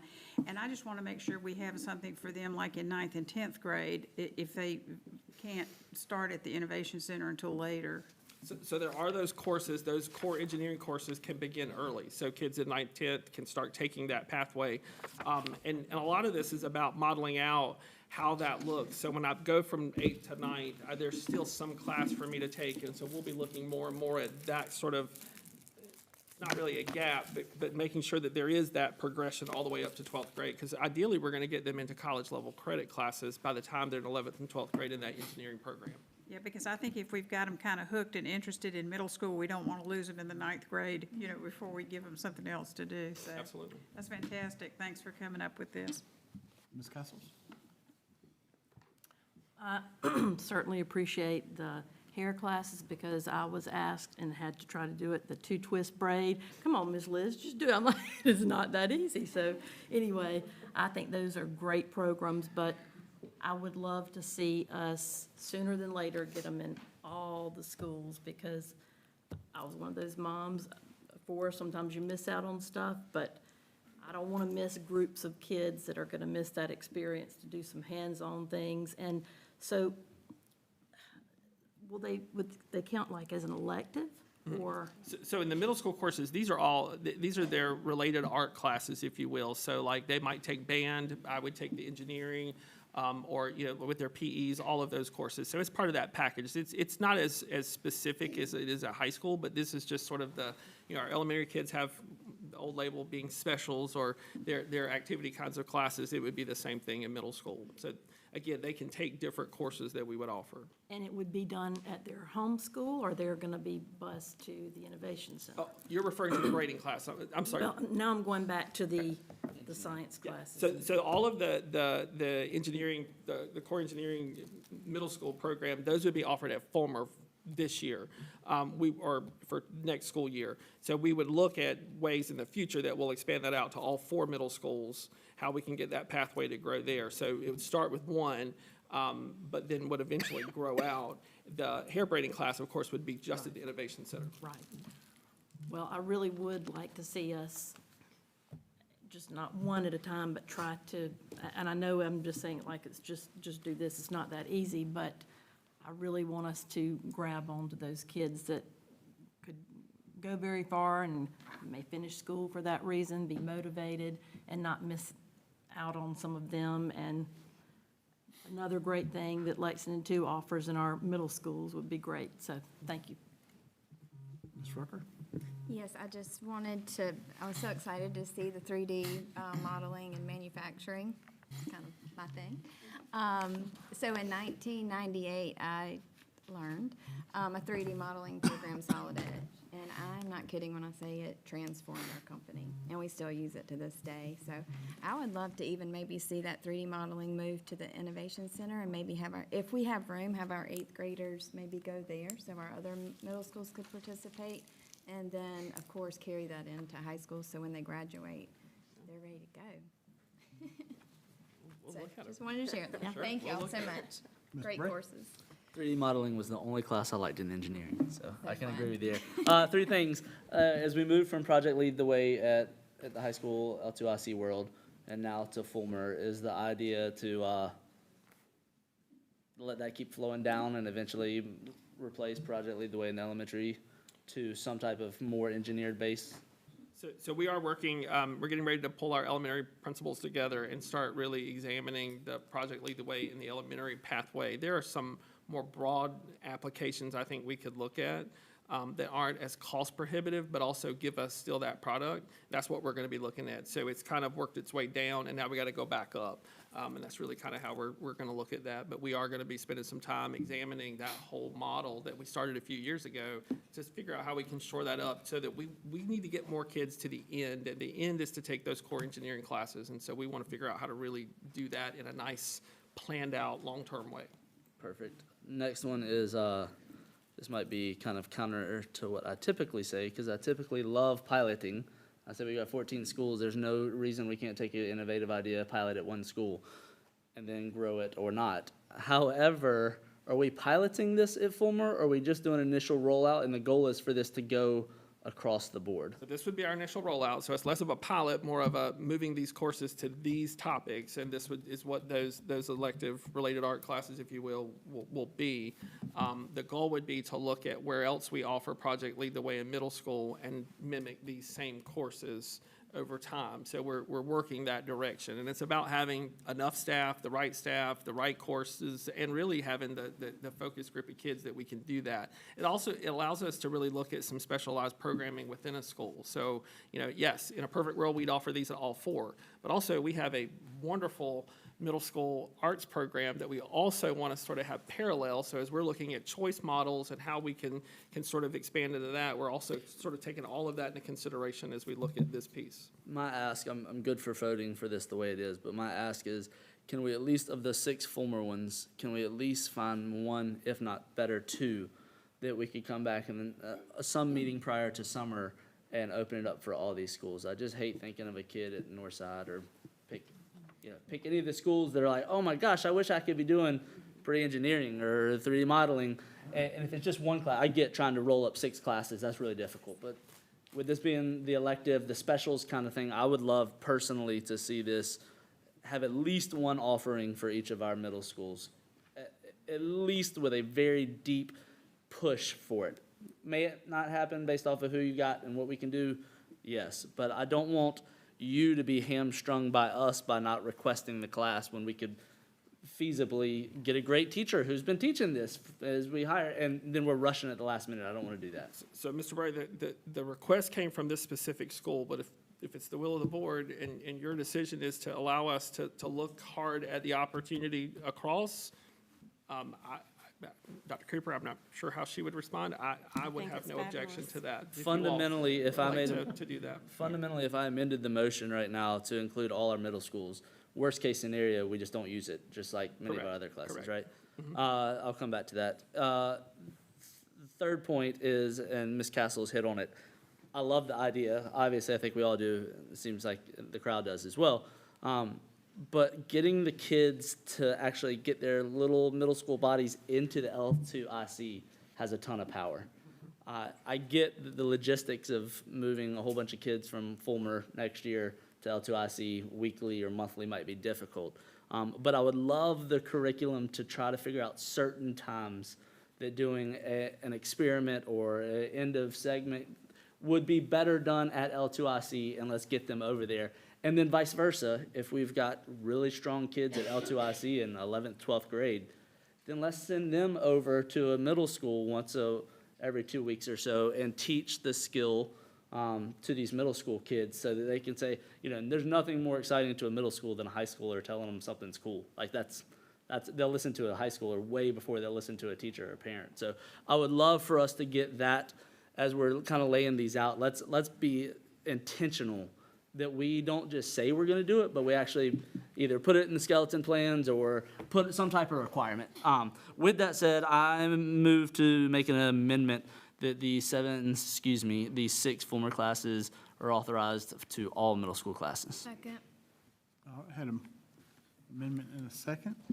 And along them same lines, I was in a session with Pickens County this past weekend, and Pickens County is starting their innovation center with all eighth graders are in their innovation center, and 3rd through 7th now, they visit once every 9 weeks to get them interested in building and hands-on trades, and they're saying that's getting a real big push where the kids younger learning that stuff, and they want to be in that program. They want to learn that type stuff. So, but they got all their schools same schedule, so they could work them elementary schools in there.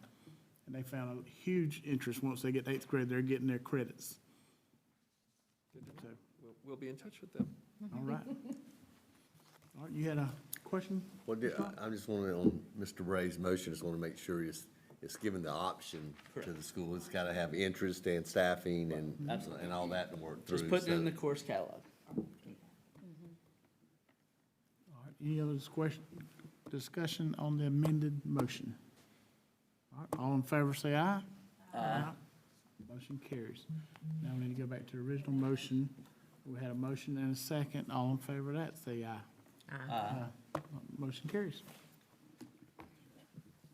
All right.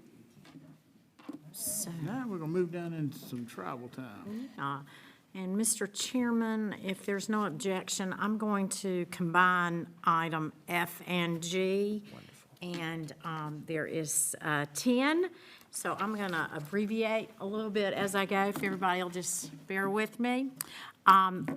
So I'm going to make a motion that we approve the consideration of 6 out-of-state overnight student travel requests and the consideration of 4 staff travel requests to include Airport High School and BC High School wrestlers to attend Lower State Championship, Airport High School wrestlers to attend State Championship, BC High School theater students to attend the Palmetto Dramatic Association Festival, Airport High School JROTC to attend National Drill Competition, BC High School Student Council to attend South Carolina State Convention. Consideration for the staff travel request is the DEC staff to attend Insights for Leaders Conference, Pine Ridge Middle School staff to attend RTI Behavior Solution Conference, Airport High School staff to attend SCOLT Conference, and DE staff to attend SCASBO, VASBO Scoring In-Service Conference. Second. Had a motion and a second. All in favor, say aye. Aye. All right, motion carries. All right, now that moves us into announcements. March 12th, 2026 is early release day. March 12th, 2026 is the end of the third 9 weeks. March 13th, full day of school. That's a weather makeup day there. March 18th is report cards issued. Oh, boy. March 19th, Heroes and Heroism reception at 5:15 in the PAC lobby. And then following that at 6 p.m. will be our regular scheduled board meeting.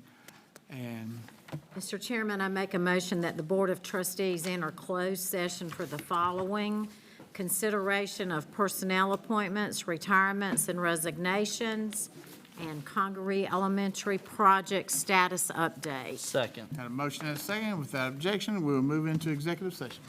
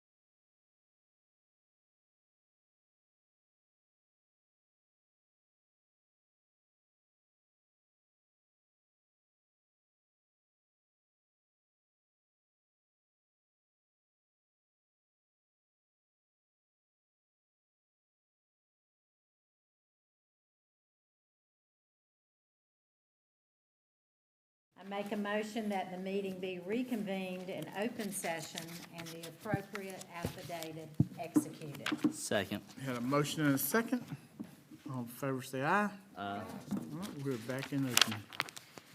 Mr. Chairman, I make a motion that we accept the administration's recommendations for appointments, resignations, certified teacher appointments, support appointments, and temporary employee appointments for 25-26 and one for year 26-27. Second. Had a motion and a second. All in favor, say aye. Aye. Motion carries. Make a motion that we accept the administration's recommendation to report employee 20 for breach of contract to the Department of Education. Second. Had a motion and a second. All in favor, say aye. Aye. Motion carries. Mr. Chairman, I make a motion that we accept the administration's recommendation of candidate A as principal for Busby Creative Academy of the Arts. Had a motion. Second. And a Yeah, second. And a second. All in favor, say aye. Aye. All right, motion carries. Mr. Chairman, I make a recommendation that we accept the administration's recommendation of candidate B for principal of Pine Ridge Middle School. Had a motion Second. and a second. All in favor, say aye. Aye. I move to adjourn. Second. The objection to meeting